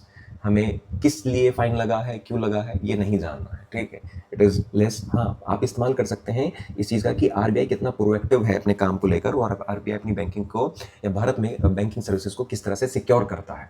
Examples के रूप में आप देख सकते हैं कि इस महीने में इस पर आपने ये लगाया, इस महीने में लगाया, पेपर टू मिसमस का इस्तेमाल कर सकते हैं। RBI cancels licence. देखो लाइसेंस भी कैंसिल करता है। और फजंता यूनियन कोऑपरेटिव बैंक मर्यादित। ठीक है, अब बैंकिंग रेगुलेशन एक्ट के तहत सरकार को ये रिजर्व बैंक को ये परमिशन मिलती है कि भैया उसे लगता है कि लाइसेंस देना चाहिए या नहीं देना चाहिए। ठीक है, बैंक लाइसेंस एक्ट क्या कर दिया गया? इसका कैंसिल कर दिया गया। और अगर इसका कैंसिल कर दिया यानी बैंक बंद होगा या लिक्विडेट होगा तो इसके जो डिपोजिटर्स होंगे उसको पैसा कहाँ से मिलेगा? DICGC से मिलेगा 5 लाख तक का, और इनफैक्ट काफ़ी लोगों को मिल भी चुका होगा। ठीक है, RBI impose penalty on the Union Bank of India. देखो again penalty Union Bank of India पर पेनल्टी लगा रहा है। किस लिए लगा रहा है? For non compliance with the specific regulatory provisions. कुछ भी प्रोविजंस हो सकते हैं। ठीक है, लैंडबॉक्स जो है वो एक एनबीएफसी है, नॉन बैंकिंग फाइनेंशियल कंपनी है, और ये ना पीयर टू पीयर सर्विसेज देती है। पीयर टू पीयर सर्विसेज का मतलब क्या होता है कि ये बोरोवर है और ये लेंडर है, तो ये ऑनलाइन दोनों लोगों को मिलवा देती है और लेंडर बोरोवर को पैसा दे देता है। अधिकतर लैंडबॉक्स किस लिए यूज किया जाता है? फॉर क्राउड फंडिंग के लिए। क्राउड फंडिंग मतलब है कि कोई चैरिटी बेस्ड है, मान लो कोई फर्म है, ठीक है, वो चैरिटी इकट्ठा कर रही है, तो नंबर ऑफ पीपल जो कि यहाँ पर लैंडर्स का काम करेंगे वो इस फर्म को पैसा दे रहे हैं। तो ये सर्विसेज कौन प्रोवाइड कराती है? ऑनलाइन लैंडबॉक्स। लैंडबॉक्स का सही नाम क्या है? ट्रांजैक्टिव टेक्नोलॉजीज प्राइवेट लिमिटेड है। ये लैंडबॉक्स के अंदर अपना काम करती है। इस पर फाइन लगाया है फॉर द वायलेशंस। ठीक है, पीयर टू पीयर लैंडिंग का काम करती है। फिर Algeria joins the BRICS new development bank NDB as new member. देखो जैसे कि आपको पता ही है ब्रिक्स जो है, ब्रिक्स मीन्स ब्राज़ील, ठीक है, Russia, Iran, China and south Africa. उसी के अंदर 2014 में ब्रिक्स ने अपना एक बैंक बनाया। बैंक का नाम क्या है? न्यू डेवलपमेंट बैंक है। और न्यू डेवलपमेंट बैंक का अगर ध्यान से देखा जाए तो ये कौन से डिक्लेरेशन के बाद बना था? फोर्टलाजा, FORTALEZA, फोर्टलाजा डिक्लेरेशन के बाद NDB का गठन किया गया था। इसका मेन काम क्या है, ये आपके जो सस्टेनेबल डेवलपमेंट प्रोजेक्ट्स होते हैं उनको फाइनेंस करता है। इसका हेडक्वार्टर कहाँ है, शंघाई में है, ठीक है, शंघाई इन चाइना। तो बेटा एनडीबी में अभी ज्वाइन किया है किसने, अल्जीरिया ने ज्वाइन किया है। अगर आप लोगों को पता ही हो, जैसे कि साफ तौर पर ब्रिक्स में 5 मेंबर्स हैं, लेकिन अभी हाल ही में ब्रिक्स में 10 मेंबर हो चुके हैं, नई कंट्रीज भी उसको क्या कर चुकी हैं, ज्वाइन कर चुकी हैं। तो this is all about your new development bank. New development bank में अभी अफ्रीकन कंट्री अल्जीरिया ने भी ज्वाइन किया है। न्यू डेवलपमेंट बैंक में देखो 2014 में बना, ठीक है, 2015 में फोर्स में आया, इंटरनेशनल फाइनेंशियल इंस्टीट्यूशन है, शंघाई में इसका हेडक्वार्टर है, डिल्मा रोसॉफ इसके प्रेसिडेंट है और ब्रिक्स से ताल्लुक रखता है, ठीक है। तो this is about your new development bank.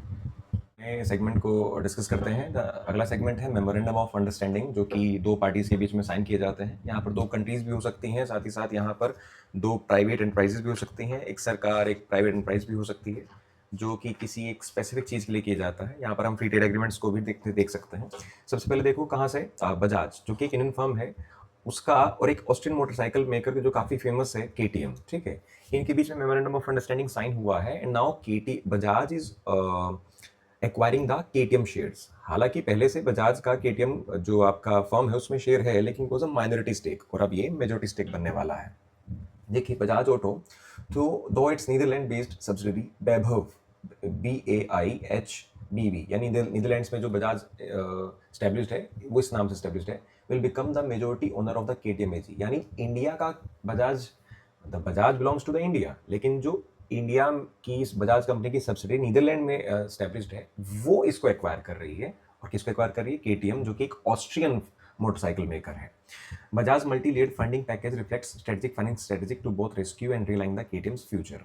Okay, इसमें अगर बात करें तो Bajaj plans to acquire control of PBAG which owns, क्या नाम है पीबीएजी का, पीरियड मोबिलिटी एजी, यानी केटीएम एजी। दोनों ये फर्म्स जो हैं ये ऑस्ट्रियन फर्म्स हैं।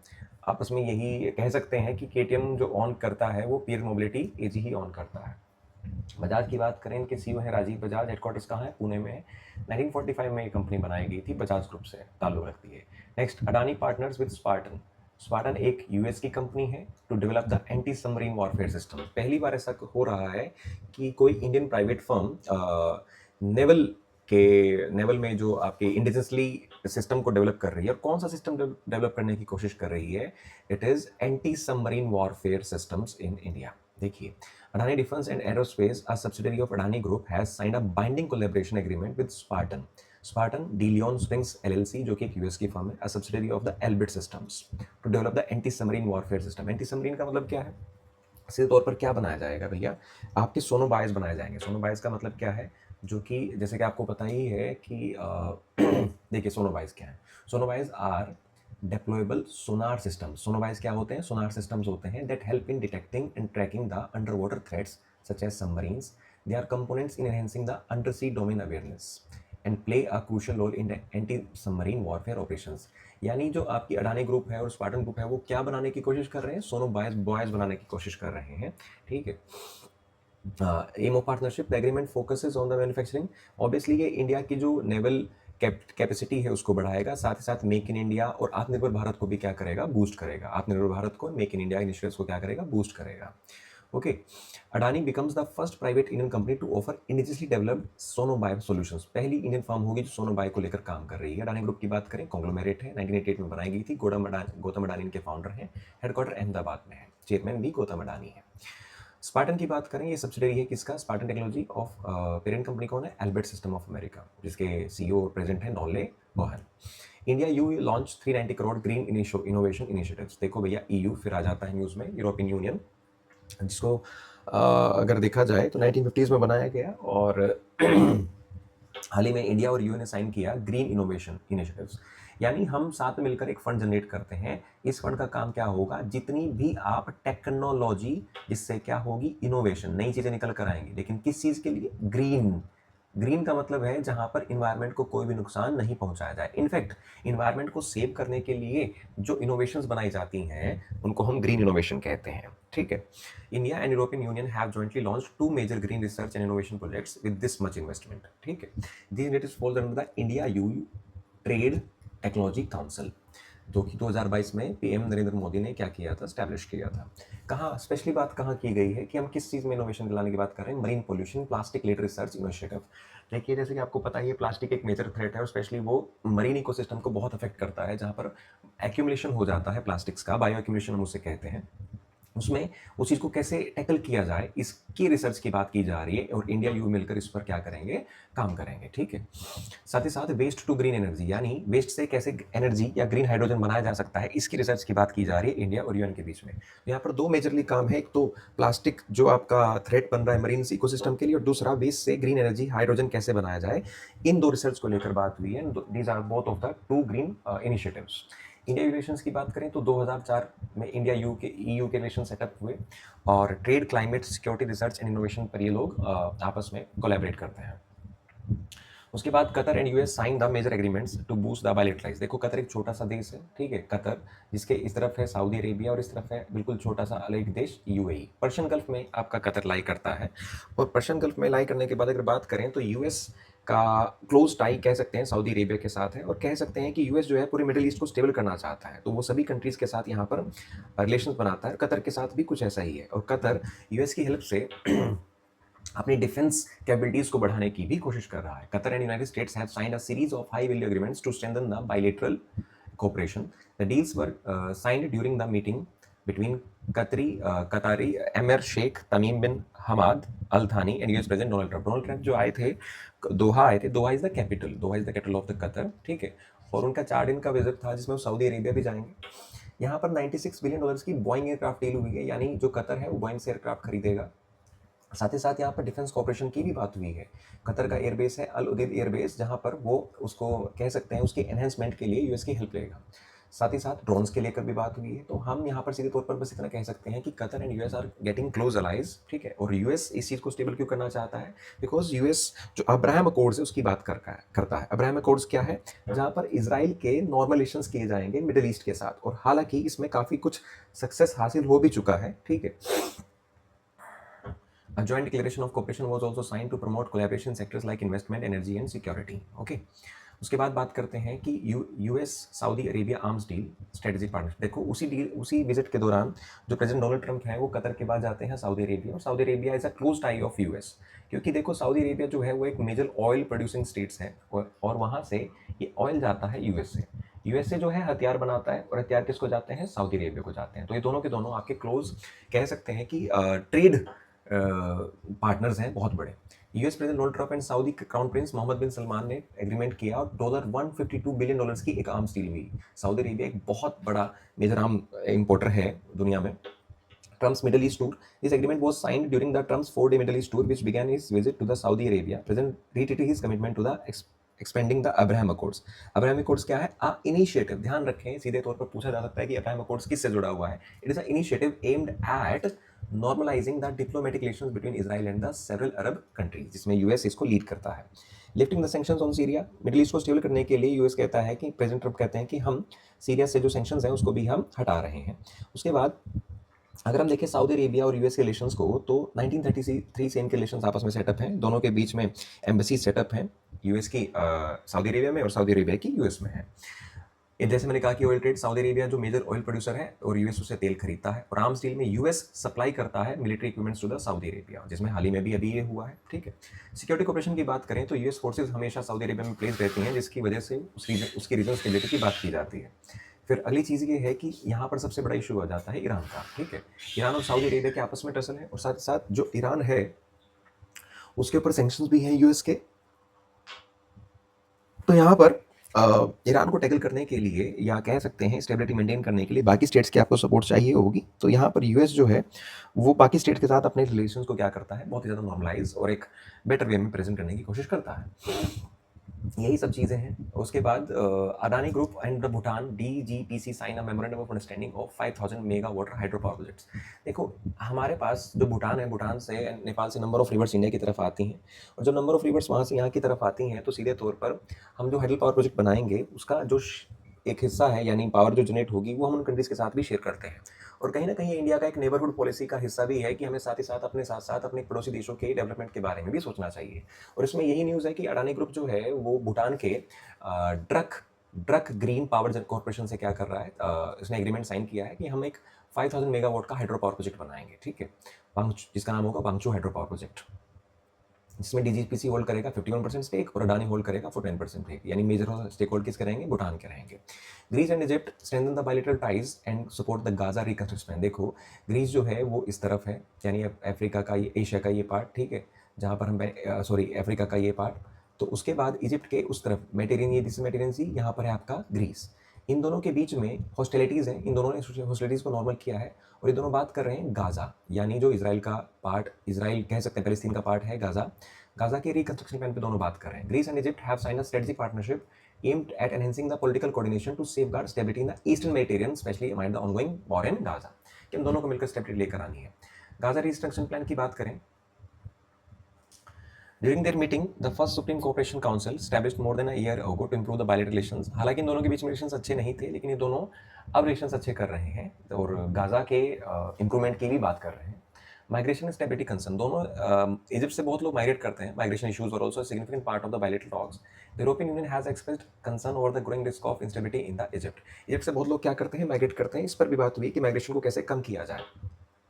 Simple, India UK sign a historic free trade agreement. Free trade agreement का मतलब क्या होता है कि एक कंट्री है, एक कंट्री है, यहाँ से सामान यहाँ जाता है, तो ये वाली कंट्री क्या करती है, सामान पर टैरिफ लगा देती है, जिससे सामान ये महंगा हो जाए। महंगा हो जाए तो ये सामान यहाँ महंगा बिकेगा, तो जो लोकल में सामान बन रहा है उसको ज़्यादा बूस्ट मिलेगा, जिससे इस देश की जो प्रोडक्शन है वो बढ़ेगी। ऐसा ही ये कंट्री यहाँ सामान जो जाता है, ये कंट्री इस पर टैरिफ लगा देता है। तो अपनी अपनी इकोनॉमी को बचाने के लिए दोनों देश ऐसा करते हैं। लेकिन फ्री ट्रेड एग्रीमेंट का मतलब है कि हम आपके सामान पर टैरिफ नहीं लगाएंगे, आप हमारे सामान पर टैरिफ मत लगाना। तो यहाँ का बनने वाला सामान यहाँ इसलिए जा सकेगा और सेम प्राइस पर बिकेगा, और यहाँ का सामान यहाँ बिकेगा। तो इसका मतलब ये फ्री ट्रेड एग्रीमेंट दोनों को क्या कर रहा है, बैलेंस कर रहा है। इंडिया को इससे ज़्यादा फायदा इसलिए होगा क्योंकि अगर EU हमारे साथ फ्री ट्रेड एग्रीमेंट किया है जैसे कि, तो इंडिया का जो सामान है वो EU में अब सस्ते दामों पर बिकेगा, जिससे इंडिया में प्रोडक्शन क्या होगी, बढ़ेगी। प्रोडक्शन बढ़ेगी तो GDP बढ़ेगा, एम्प्लॉयमेंट भी बढ़ेगा।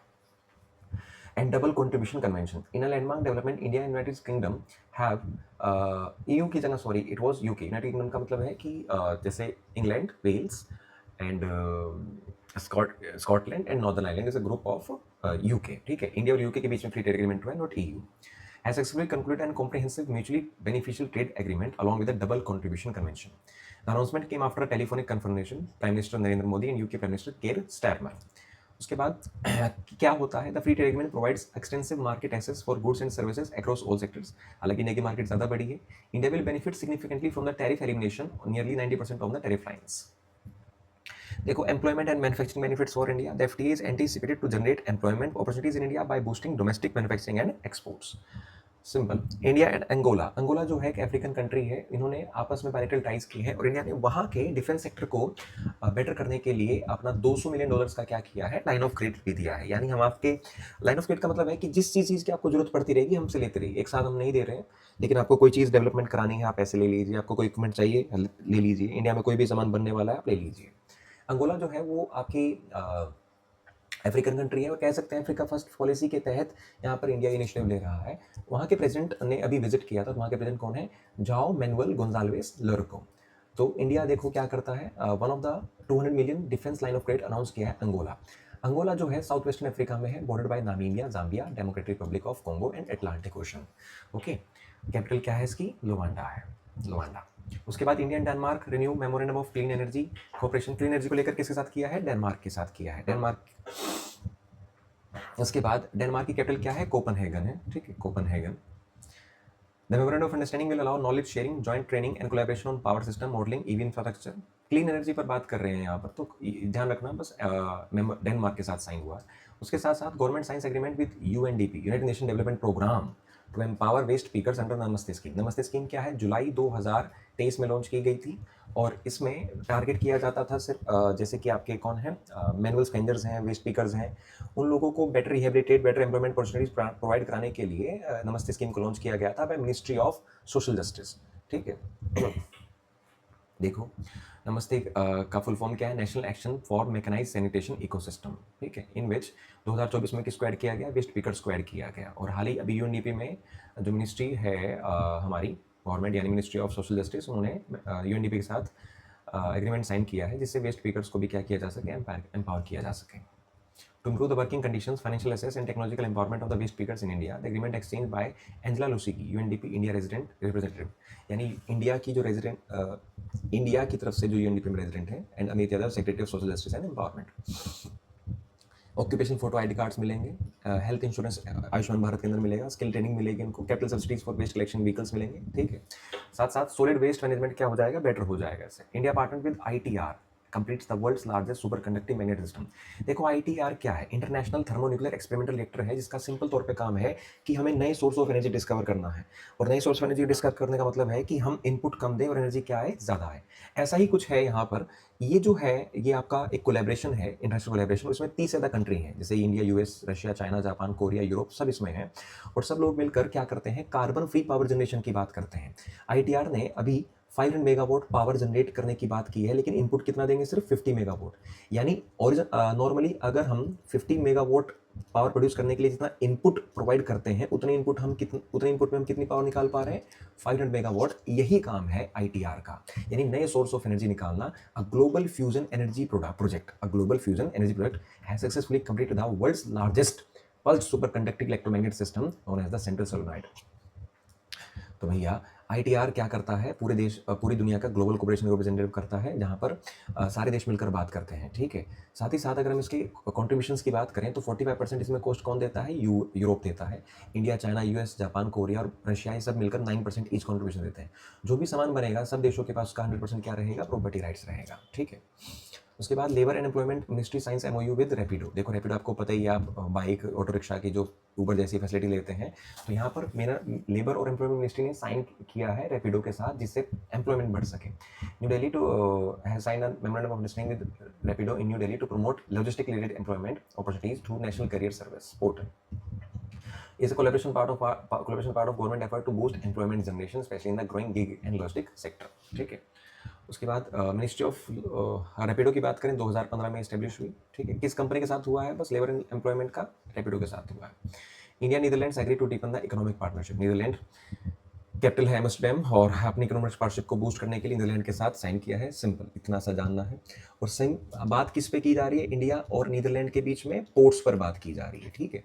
पोर्ट्स पर बात की जा रही है कि पोर्ट्स का जो हम एक तरीके से क्या कह सकते हैं कि पोर्ट्स टेक्नोलॉजी को लेकर कैसे बेटर किया जा सकता है, पोर्ट इंफ्रास्ट्रक्चर कैसे बेटर किया जा सकता है, मैरीटाइम इंफ्रास्ट्रक्चर कैसे बेटर किया जा सकता है। इंडिया और नीदरलैंड हमेशा इस चीज़ पर बात कर रहे हैं। Meghalaya science MOU to integrate the Garo and Khasi languages. देखो गारो एंड खासी लैंग्वेजेस को इंटीग्रेट करने के लिए किस में, भाषिनी में। भाषिनी जो है एक डिजिटल फ्लैगशिप इनिशिएटिव है अंडर डिजिटल इंडिया प्रोग्राम। इनकी गारो खासी जो कि ट्राइब्स हैं, वैसे गारो खासी जयंतिया 3 हिल्स भी हैं मेघालय में, उनकी 2 लैंग्वेजेस को इंक्लूड करने की बात की गई है, ठीक है। और 22 लैंग्वेजेस जो हैं वो इसमें ऑलरेडी से क्या हो रखी हैं, इंक्लूड हो रखी हैं। India and Egypt strengthen the ties in skill development.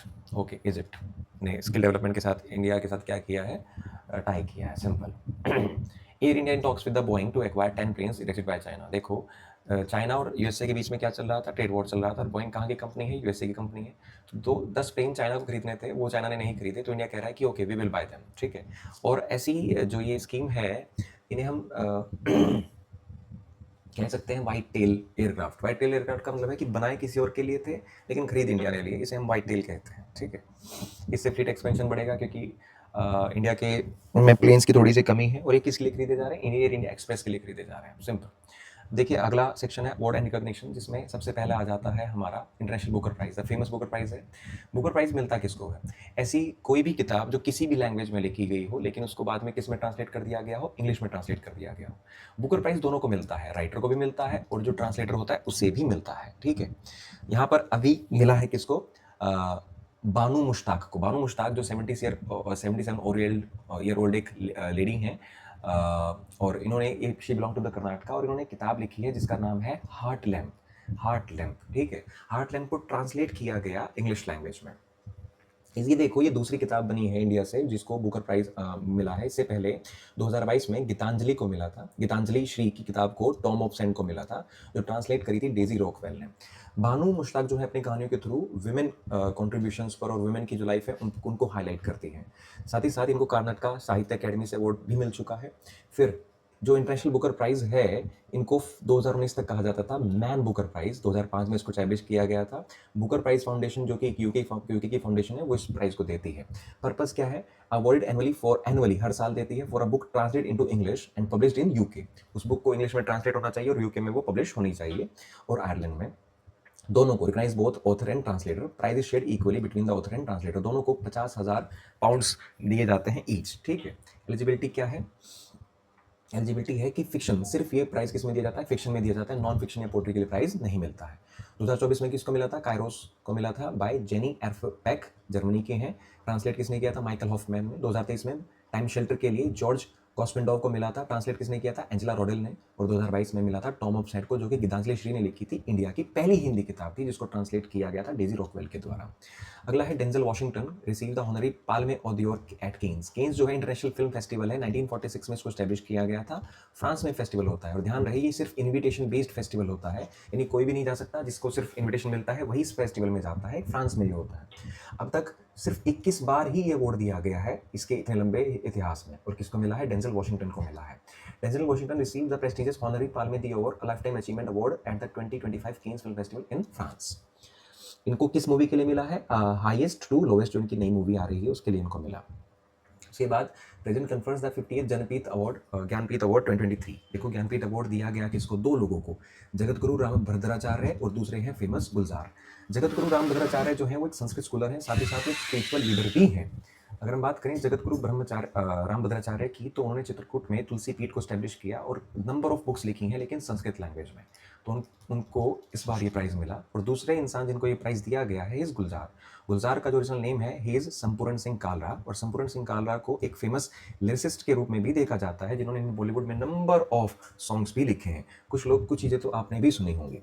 गुलजार की एक फेमस चीज़ है द आर्ट ऑफ त्रिवेणी। त्रिवेणी क्या होता है, देखो जब भी आप कोई पोएम पढ़ते हैं या पोएम सुनते हैं, अक्सर उसमें कपलेट्स होते हैं, लेकिन गुलजार का जो इनोवेशन है वो 3 लाइन का है, जिसे कहा जाता है त्रिवेणी।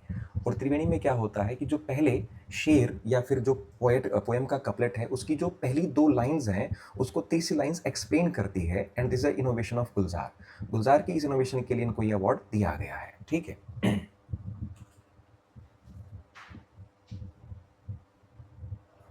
देखिए गुलजार, और गुलजार जिनका नाम क्या है, संपूर्ण सिंह कालरा, जिनको ये ज्ञानपीठ अवार्ड दिया गया आफ्टर द राम भद्राचार्य।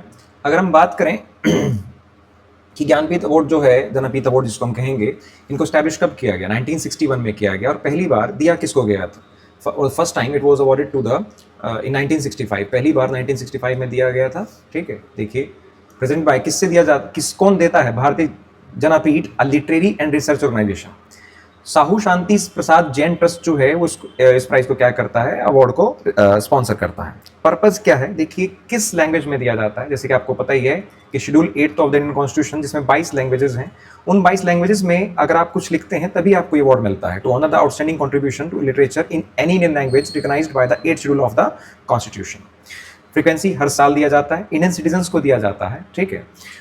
उसके बाद इसमें क्या मिलता है वो सब तो खैर जरूरी नहीं है। हाँ, फर्स्ट रेसिपिएंट कौन थे, जी शंकरा कुरुप थे, जिनको मलयालम भाषा के लिए ये अवार्ड दिया गया था।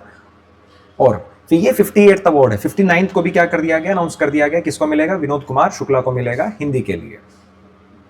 Next is Bhuvan Ribhu becomes the first Indian lawyer honoured bye the world jurist association. देखो एक इंडिया के लॉयर हैं जो कि स्पेशली किसके लिए, चाइल्ड एक्टिविज्म के लिए काम करते हैं, चाइल्ड ट्रैफिकिंग, साथ साथ उनके जो भी ग्रीवेंसेस हैं, ये चाइल्ड राइट्स एडवोकेसी की बात करते हैं, और उसके लिए इनको वर्ल्ड ज्यूरिस्ट एसोसिएशन की तरफ से क्या मिला है, अवार्ड मिला है। In fact he is the first Indian to receive this award.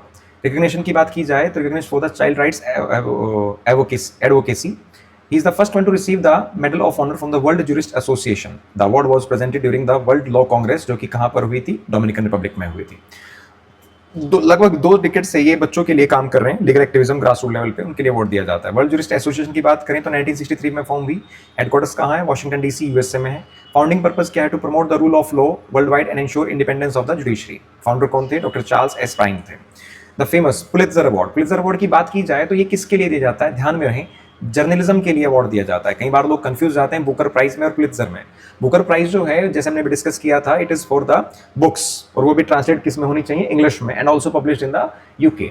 But Pulitzer जो है वो जर्नलिज्म के लिए अवार्ड दिया जाता है। The Pulitzer prize board announce the winners of 2025 Pulitzer prizes, one of the most prestigious awards in journalism. Journalism में दिया जाता है। किसको अवार्ड मिला है, किस अलग अलग कैटेगरी में अलग अलग को अवार्ड मिला है, ठीक है। न्यूयॉर्क टाइम्स को मिला as a top winner with 4 awards, 4 award मिले हैं न्यूयॉर्क टाइम्स को, जो कि डोनाल्ड ट्रंप का जो कैंपेन है उसको इन्होंने कवर किया। वॉशिंगटन पोस्ट और को ट्रंप की जीत और मस्क, जो एलन मस्क है, उनकी रिपोर्टिंग के लिए मिलता है। देख लीजिए आगे पूरा चार्ट मिल जाएगा हमें। Here we have the category, किसको किस कैटेगरी में मिला है। देखिए पब्लिक सर्विस कैटेगरी में विनर कौन है, Kavita Surana, Lizzie Presser et al, impact of abortion laws on the maternal deaths. Okay, public service में इनको मिला है। ये सब जर्नलिस्ट हैं, ठीक है। ये तो ये न्यूज़पेपर होंगे या ये वो लोग होंगे जो जर्नलिस्ट हैं। ब्रेकिंग न्यूज रिपोर्टिंग के लिए मिला द वॉशिंगटन पोस्ट को, coverage of the Trump assassination attempt, Trump पर अटैक हुआ था। इन्वेस्टिगेटिव रिपोर्टिंग के लिए रॉयटर्स को मिला है, फेटल ट्रैफिकिंग इन्वेस्टिगेशन के लिए। एक्सप्लेनेटरी रिपोर्टिंग के लिए द न्यूयॉर्क टाइम्स को मिला है। तो ये मिला है use support of the violent militias in Afghanistan. तो ऐसे अलग अलग कैटेगरीज में सबको अवार्ड मिले हैं। यहाँ पर ही पब्लिक सर्विस में कविता सुराणा जो कि एक इंडियन ओरिजिन की हैं, तो उनको आप याद रखिएगा। और नंबर ऑफ अवार्ड्स जो मिले हैं वो न्यूयॉर्क टाइम्स को मिले हैं। सारी कैटेगरीज आप याद नहीं कर सकते और ना ही पढ़नी है। पुलित्जर प्राइज की बात की जाए तो स्टैब्लिश कब किया गया, 1917 में, by Joseph Pulitzer, a Hungarian American newspaper publisher. Purpose क्या था, to recognise the excellence in journalism, literature and musical composition. किसके द्वारा अवार्ड दिया जाता है, the Pulitzer prize board which consist of academics, journalist and experts in the various fields. Categories की बात की जाए तो जर्नलिज्म में डिफरेंट कैटेगरीज होती हैं, उनके लिए अवार्ड दिया जाता है। कौन कौन सी कैटेगरी है, पब्लिक सर्विस, जैसे यहाँ पर कविता सुराणा को मिला, ब्रेकिंग न्यूज के लिए, रिपोर्टिंग के लिए, इन्वेस्टिगेटिव रिपोर्टिंग के लिए, जब आप कोई चीज फाइंड करने की कोशिश कर रहे हो, एक्सप्लेनेटरी रिपोर्टिंग के लिए, कोई चीज आपने बेहतर तरीके से समझाई है, as well as books, drama, music, fiction, drama, history, biography, photography, poetry and music. Prize money की बात की जाए तो $15,000 आपको मिलते हैं। उसके बाद All India Football Federation awards 2025 announced in Bhubaneswar, ठीक है। All India Football Federation awards दिए गए 2025 में। तो टॉप प्लेयर सुभाषिश बोस को men's player of the year का अवार्ड मिला। फीमेल कैटेगरी में आ जाएं सौम्या गुगलोथ फीमेल कैटेगरी में है। कोच की कैटेगरी में आए तो खालिद जामिल जो कि बेस्ट मैन कोच हैं, सुजाता कर जो कि बेस्ट फीमेल कोच हैं। उसके बाद अगर हम गोलकीपर की बात करें, विशाल कैथ मैन कैटेगरी में, और एलेंगबम पंथोई चानू ये वुमेन कैटेगरी में है। So these are some of the words, बस इतना याद रखना। मेनली तो आपको मेल जो है male footballer of the year and the female footballer of the year जो कि दिए गए हैं, that is Subhashish Bose and Soumya Gugloth को ही याद रखना है। उसके बाद ऑल इंडिया फुटबॉल फेडरेशन की बात करें, फॉर्मेशन कब हुई, 1937 में। हेडक्वार्टर कहाँ है, न्यू दिल्ली में। और फीफा से एसोसिएटेड है सिंस 1948 से, और एशियन फुटबॉल कन्फेडरेशन के भी मेंबर हैं। इसके करंट प्रेसिडेंट हैं कल्याण चौबे और जनरल सेक्रेटरी हैं Shaji Prabhakaran. Next is Satwik Sairaj, Rankireddy and Chirag Shetty receive the major Dhyan Chand Khel Ratna award. Okay, अगर हम इन दोनों की बात करें तो इनको फेमसली ब्रदर्स ऑफ डिस्ट्रक्शन कहा जाता है। ब्रदर्स ऑफ डिस्ट्रक्शन, ये दोनों प्लेयर बैडमिंटन से ताल्लुक रखते हैं और इनको हाल ही में भारत का सबसे बड़ा जो आपका खेल पुरस्कार है, that is the major Dhyan Chand Khel Ratna award दिया गया 2023 के लिए। ये अवार्ड थोड़ा लेट हो गया था, फिर 2024 में ऑफिशियल सेरेमनी हुई और अवार्ड दिया गया। 24 में भी इसको क्या हो गया, ये डिले हो गया, 25 में आकर इनको अवार्ड मिला है, ठीक है। और ये प्लेयर बैडमिंटन से ताल्लुक रखते हैं, लेकिन इससे पहले कुछ प्लेयर हैं जो इस अवार्ड को जीत चुके हैं, जैसे कि पुरेला गोपीचंद 2001 में, साइना नेहवाल 2010 में, पीवी संधू 2016 में, प्रमोद भगत 2021 में, कृष्णा नागर 2021 में। और उसके बाद ये दो लोग जो कि हैं सात्विक साईराज, रानिक रेड्डी एंड चिराग शेट्टी। उसके बाद आती है प्रेजेंट हमारा पद्मा अवार्ड्स। जैसे कि आपको पता ही है कि हमारे पद्मा अवार्ड्स की सीक्वेंस है, ठीक है। First we have the Padma Shri, ठीक है, next is Padma Bhushan, next is Padma Vibhushan, और फिर आता है Bharat Ratna. These are the awards. अगर इनकी क्रोनोलॉजी देखें तो हाईएस्ट सिविलियन अवार्ड है भारत रत्न, सेकंड हाईएस्ट है पद्मा विभूषण, थर्ड है पद्म भूषण और फिर है पद्मश्री। हाल ही में कुछ लोगों को ये अवार्ड्स मिले और पद्म विभूषण 7 लोगों को मिला, पद्म विभूषण 19 लोगों को, पद्मश्री 113 लोगों को। तो देखो ये सब लोगों तो हम याद ही नहीं कर सकते, लेकिन हाँ पद्म विभूषण हम जरूर याद कर सकते हैं और देख सकते हैं कि 7 लोगों को मिला है, ठीक है। किस किस सर्विस किस कैटेगरी में मिलता है, in the fields of art, public affairs, science and engineering, medicine, social work, literature, education, sports and trade and industry. Padma Vibhushan सबसे पहले डॉक्टर दुव्वूर नागेश्वर रेड्डी जो कि इनको मेडिसिन के लिए मिला है, तेलंगाना से आते हैं। He is also gastroenterologist second, justice retired Jagdish Singh Kehar को मिला फॉर पब्लिक अफेयर्स, चंडीगढ़ से आते हैं, ये पहले चीफ जस्टिस ऑफ इंडिया भी रह चुके हैं। नेक्स्ट है कुमुदनी रजनीकांत लाखिया, इनको आर्ट से मिला है, she belong to the Gujarat, she is a classical dancer. Okay, उसके बाद है लक्ष्मी नारायण सुब्रमण्यम, जो कि अगेन कर्नाटका से आती हैं, शी इज अ वॉयलिनिस्ट। उसके बाद है एम.टी. वासुदेवन नायर, इनको पोस्टथमसली मिला है, यानी कि मृत्यु होने के बाद, लिटरेचर और एजुकेशन के लिए केरला से आते हैं। ठीक है, ये एक मलयालम ऑथर भी हैं और थे। उसके बाद है ओसामा सुजुकी, जो कि सुजुकी मोटर कॉर्पोरेशन के चेयरमैन थे, और इनको ट्रेड एंड इंडस्ट्री के लिए दिया गया है, और ये जापान से आते हैं। ठीक है, इनके भी पोस्टथमसली यानी इनकी मृत्यु के बाद इनको दिया गया। अगेन है शारदा सिन्हा, पोस्टथमसली दिया गया आर्ट के लिए, और ये बिहार से आती हैं, she belongs to the Bihar region. इनको फॉक सिंगर है, she is a folk singer, उसके लिए ये चीज़ दिया गया। बाकी लोगों के आप नाम मिस कर सकते हैं क्योंकि इतने नाम आप याद करने पॉसिबल नहीं है। Next is Akashvani shines at the India audio summit. India audio summit हुआ जिसमें आकाशवाणी को अवार्ड्स सबसे ज्यादा मिले। कितने अवार्ड्स? 6 अवार्ड्स मिले, बस इतना याद रखें। यूनियन मिनिस्टर स्मृति ईरानी का एक प्रोग्राम था जिसका नाम था नई सोच नई कहानी, a radio journey with Smriti Irani, was awarded series of the year. इसकी 13 एपिसोड की एक सीरीज है जिसके लिए इनको अवार्ड मिला। ठीक है, उसके बाद आगे चलते हैं। Present confers Kirti chakra Shaurya chakra awards during the defence investor ceremony 2025 phase 1। जैसे कि आपको पता ही है कि जो हमारे गैलेंट्री अवार्ड्स हैं उनकी एक सीक्वेंस है। देखिए, सबसे पहले अगर हम पीस टाइम की बात करें, पीस टाइम की, तो पीस टाइम पर जो आपको अवार्ड्स दिए जाते हैं, सबसे पहले आता है शौर्य चक्र, उसके बाद हाईएस्ट इससे ऊपर है कीर्ति चक्र, और उसके बाद है अशोक चक्र। यानी पीस टाइम का सबसे highest award gallantry award is the Ashok चक्र, देन कीर्ति चक्र, देन अशोक चक्र। वहीं अगर हम वॉर टाइम की बात करें तो उस टाइम पर जो सबसे हाईएस्ट अवार्ड है दैट इज द परमवीर चक्र, परमवीर चक्र, उसके बाद है महावीर चक्र, उसके बाद है वीर चक्र। तो these are the awards of the war time. अगर हम इनकी सीक्वेंस देखें तो सीक्वेंस 6 के 6 साथ देखा जाए तो सबसे पहले परमवीर चक्र, उसके बाद अशोक चक्र, उसके बाद महावीर चक्र, उसके बाद आपका कीर्ति चक्र, उसके बाद आपका Vir Chakra, then we have the Shaurya Chakra, फिर सबसे बाद में आता है Sena medal. But Sena medal is given by the army chief, not by the president. President इन सिर्फ 6 अवार्ड्स को देती है। Okay, president Shrimati Droupadi Murmu conferred 6 Kirti Chakras including 4 posthumously and 33 Shaurya Chakras including 7 posthumously, यानी मृत्यु के बाद, शहीद होने के बाद, to the personal of armed forces, central police forces, state and union territory police. बेटा, ये आपके आर्म्ड फोर्सेज पर्सनल यानी आर्मी, एयरफोर्स, नेवी, साथ ही साथ central armed police forces, CISF, CRPF, BSF और स्टेट और यूनियन टेरिटरी पुलिस को भी दिया जाता है। कीर्ति चक्रास में अगर देखा जाए कुछ लोग, मेजर मल्ला रामा गोपाल नायडू जो मराठा लाइट इन्फेंट्री से आते हैं, मेजर मंजीत पंजाब रेजिमेंट से। Posthumously award to the rifleman Ravi Kumar Jammu and Kashmir light infantry से आते हैं, जेकलाई से। पोस्टमसली अवार्ड दिया गया कर्नल मनप्रीत सिंह को सिख लाइट इन्फेंट्री से। These are the some of the awards। Shaurya Chakra की बात की जाए तो major Vijay Verma Rajput regiment, deputy commandant Vikrant Kumar CRPF, wing commander वेरेंडसमेंट केसिन इंडियन एयरफोर्स से, सूबेदार संजीव सिंह जसरोटिया जम्मू एंड कश्मीर राइफल से, special police officer Abdul Latif Jammu and Kashmir police से। So this was about the awards. Now अब हम मूव करते हैं हम स्पोर्ट्स सेक्शन के तरफ। स्पोर्ट्स सेक्शन में सबसे पहले तो आता है यूरोप लीग, और यूरोप लीग किसने जीता है? टोटनहैम हॉटस्पर ने जीता है। ठीक है, टोटनहैम हॉटस्पर ने, और ये इनका 17 साल के बाद पहली बार कोई यूरोप लीग का टाइटल है। इन्होंने किसको हराया? मैनचेस्टर यूनाइटेड को हराया है। ठीक है, ये हुआ कहाँ पर है? स्पेन में हुआ, बस that's it.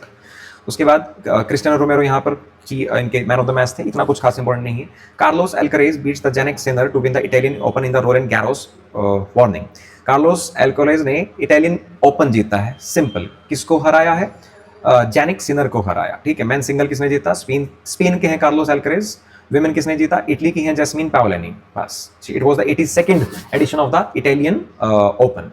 Now the next is China wins 2 titles in 2025 Thailand Open badminton tournament. China ने 2 टूर्नामेंट जीते, लेस इंपॉर्टेंट, बस इतना याद रखना कि थाईलैंड ओपन टूर्नामेंट में चाइना ने बैडमिंटन जीता है। India under 19 retains SAF championship title.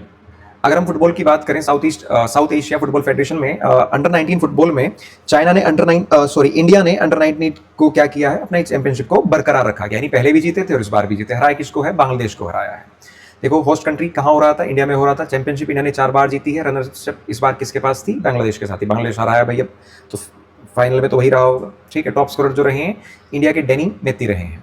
Neeraj Chopra the famous golden boy breaks 9 मिंटीमीटर barrier, secured second place at Doha Diamond league.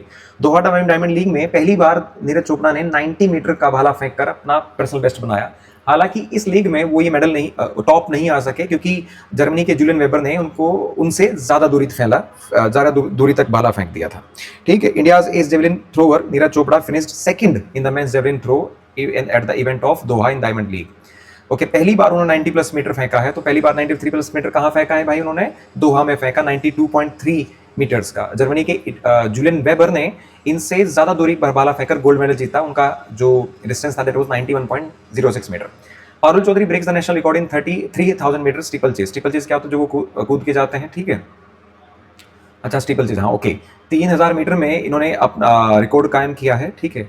और नेशनल रिकॉर्ड तोड़कर 9 मिनट 13 मिनट 0.39 सेकंड्स में इन्होंने ये अवार्ड जीता।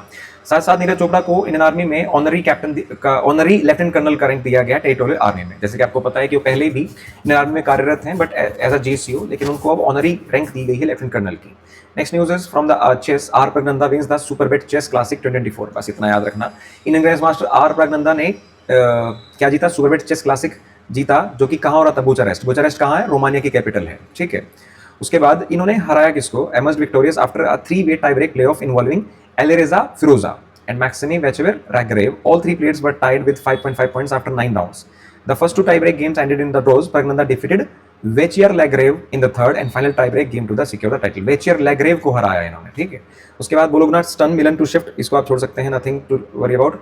India to host inaugural. देखो भैया, इंडिया पहली बार टेनिस क्रिकेट बॉल का वर्ल्ड कप होस्ट कर रहा है। एशिया कप तो होल्ड करेगा ही करेगा, लेकिन उसके साथ टेनिस क्रिकेट वर्ल्ड कप का होस्ट करेगा। अब टेनिस क्रिकेट जो कि नॉर्मली क्रिकेट किससे खेला जाता है? लेदर बॉल से खेला जाता है, लेकिन इंडिया किसको होस्ट कर रहा है? Tennis cricket.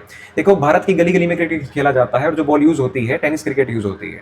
यानी as a entertainment, as a sports event के तरीके से भारत और पाकिस्तान में ही, या कह सकते हैं कि साउथ एशिया की कुछ कंट्रीज में टेनिस क्रिकेट को बहुत ही ज्यादा पसंद किया जाता है और सब जगह खेला जाता है। तो भारत क्रिकेट की रीच को और बढ़ाने के लिए और तरीके से क्या कर रहा है? पहला टेनिस क्रिकेट वर्ल्ड कप कराने जा रहा है और होस्ट भी कर रहा है। साथ साथ एशिया कप भी भारत होस्ट करेगा।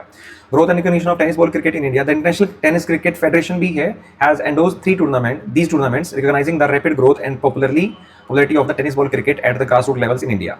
Domestic competitions as the Dream League of India, जो कि होता ही है, ठीक है, has made a crucial role in developing the sport and will now serve as the official selection platform for the Indian squads in the both World Cup and Asia Cup. तो भैया, Asia cup और cricket world cup जो है tennis का, वो India host करेगा। इससे पहले इंडिया में ड्रीम लीग होता है जो कि टेनिस बॉल से होता है, और वहीं से जो प्लेयर्स हैं उनको एक तरीके से स्क्वाड्स बनाए जाएंगे, ठीक है। Dream league to serve as a selection platform. The dream league will be held across India, offering opportunities for widespread participation. Over 1500 certified coaches will oversee trials in the various districts. उसके बाद हम बात करते हैं archery की। Archery, Deepika and Parth won the bronze, and India ने archery world cup में 7 medal जीते हैं। हालांकि गोल्ड मेडल नहीं आया। दीपिका कुमारी को भी ब्रॉन्ज मेडल मिला और पार्थ सालुंके को भी क्या मिला? ब्रॉन्ज मेडल मिला। और आगे चलते हैं। विराट कोहली, जो कि इंडियन क्रिकेट टीम के कैप्टन भी रह चुके हैं, और साथ ही साथ अब कैप्टनसी तो उन्होंने छोड़ दी थी बट ही रिटायर्ड। तो हमें सीधे तौर पर याद रखना है विराट कोहली किसके खेल से आते हैं? क्रिकेट से आते हैं। Retires from the test cricket end of an iconic era. वो टेस्ट क्रिकेट से रिटायरमेंट ले लेते हैं।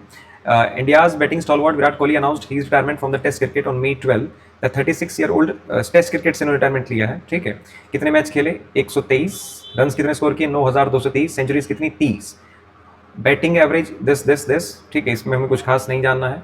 हाँ, विराट कोहली जो है अब तक सबसे हाईएस्ट नंबर ऑफ सेंचुरीज बना चुके हैं सभी टूर्नामेंट्स को मिलाकर, ठीक है। उसके बाद Brazil defends FIFA beach soccer world cup title, ठीक है। तो बीच पर आपका सॉकर जो वर्ल्ड कप है ये ब्राजील ने दोबारा से जीता है, ठीक है। और हराया किसको है? बेलारूस को हराया, ठीक है। बेलारूस जो कि बिल्कुल रशिया के बिल्कुल पड़ोसी कंट्री है। कहाँ पर हो रहा था ये टूर्नामेंट? सेशल्स में हो रहा था, और ये अफ्रीका की एक आइलैंड नेशन है, ठीक है। पहली बार अफ्रीका ने इसको होस्ट किया था। Brazil claimed as record 7th title, 7वीं बार टाइटल जीता है, and set a new defensive record conceding the fewest goals in a single tournament. Rohit Sharma announce retirement for the test cricket. दोनों ने ही, रोहित शर्मा ने भी और साथ साथ विराट कोहली ने, पहले विराट कोहली उसके बाद रोहित शर्मा, दोनों ने अपने टेस्ट क्रिकेट से क्या कर लिया है? रिटायरमेंट ले लिया है, ठीक है। उसके बाद बात करें क्यू सपोर्ट। क्यू सपोर्ट क्या होता है? एक बिलियर्ड, यानी वो क्यू सपोर्ट के बारे में आपको पता ही होगा, बिलियर्ड्स है, ठीक है।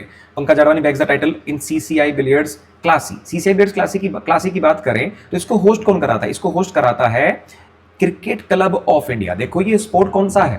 पूल है ये, ठीक है, क्यू स्पोर्ट है ये, लेकिन इसको होस्ट कौन करा रहा है? क्रिकेट क्लब ऑफ इंडिया करा रहा है। उसको जीता किसने है? पंकज आडवाणी ने जीता है, ठीक है।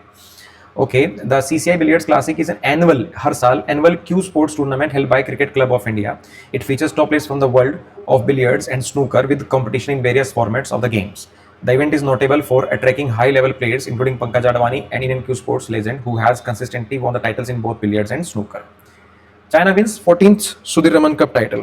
सुधीर रमन कप जीता चाइना ने अपना 14वां, किसको हरा कर जीता है भैया, ये हरा है किसको है, आपके साउथ कोरिया को। और सुधीर रमन कप सीधे तौर पर जान लीजिए किससे जुड़ा होता है, badminton, it's a cup of a badminton का कप है, बस दैट्स इट। उसके बाद आगे चलें, India's duo wins under 19 boys doubles title at WTT star contender. World table tennis में अंडर 19 में इंडिया के डुओ कौन कौन है भैया, Ankur Bhattacharya ji and Abhinand Pradhivadhi clinches the under 19 boys doubles title at world table tennis at star contender 2025 held in Bangkok. कहाँ, किसको हराया, कोरिया के, दक्षिण कोरिया यानी साउथ कोरिया के लोगों को हराकर।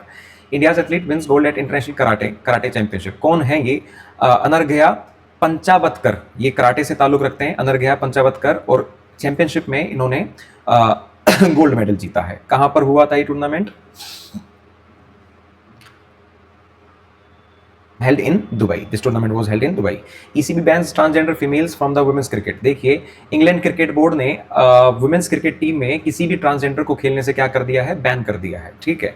The cricket and ECB, England and Wales Cricket Board has announced a ban on transgender females from participating in all levels of women's and girls cricket across England and Wales effective immediately, यानी अभी से ये चीज लागू होगी।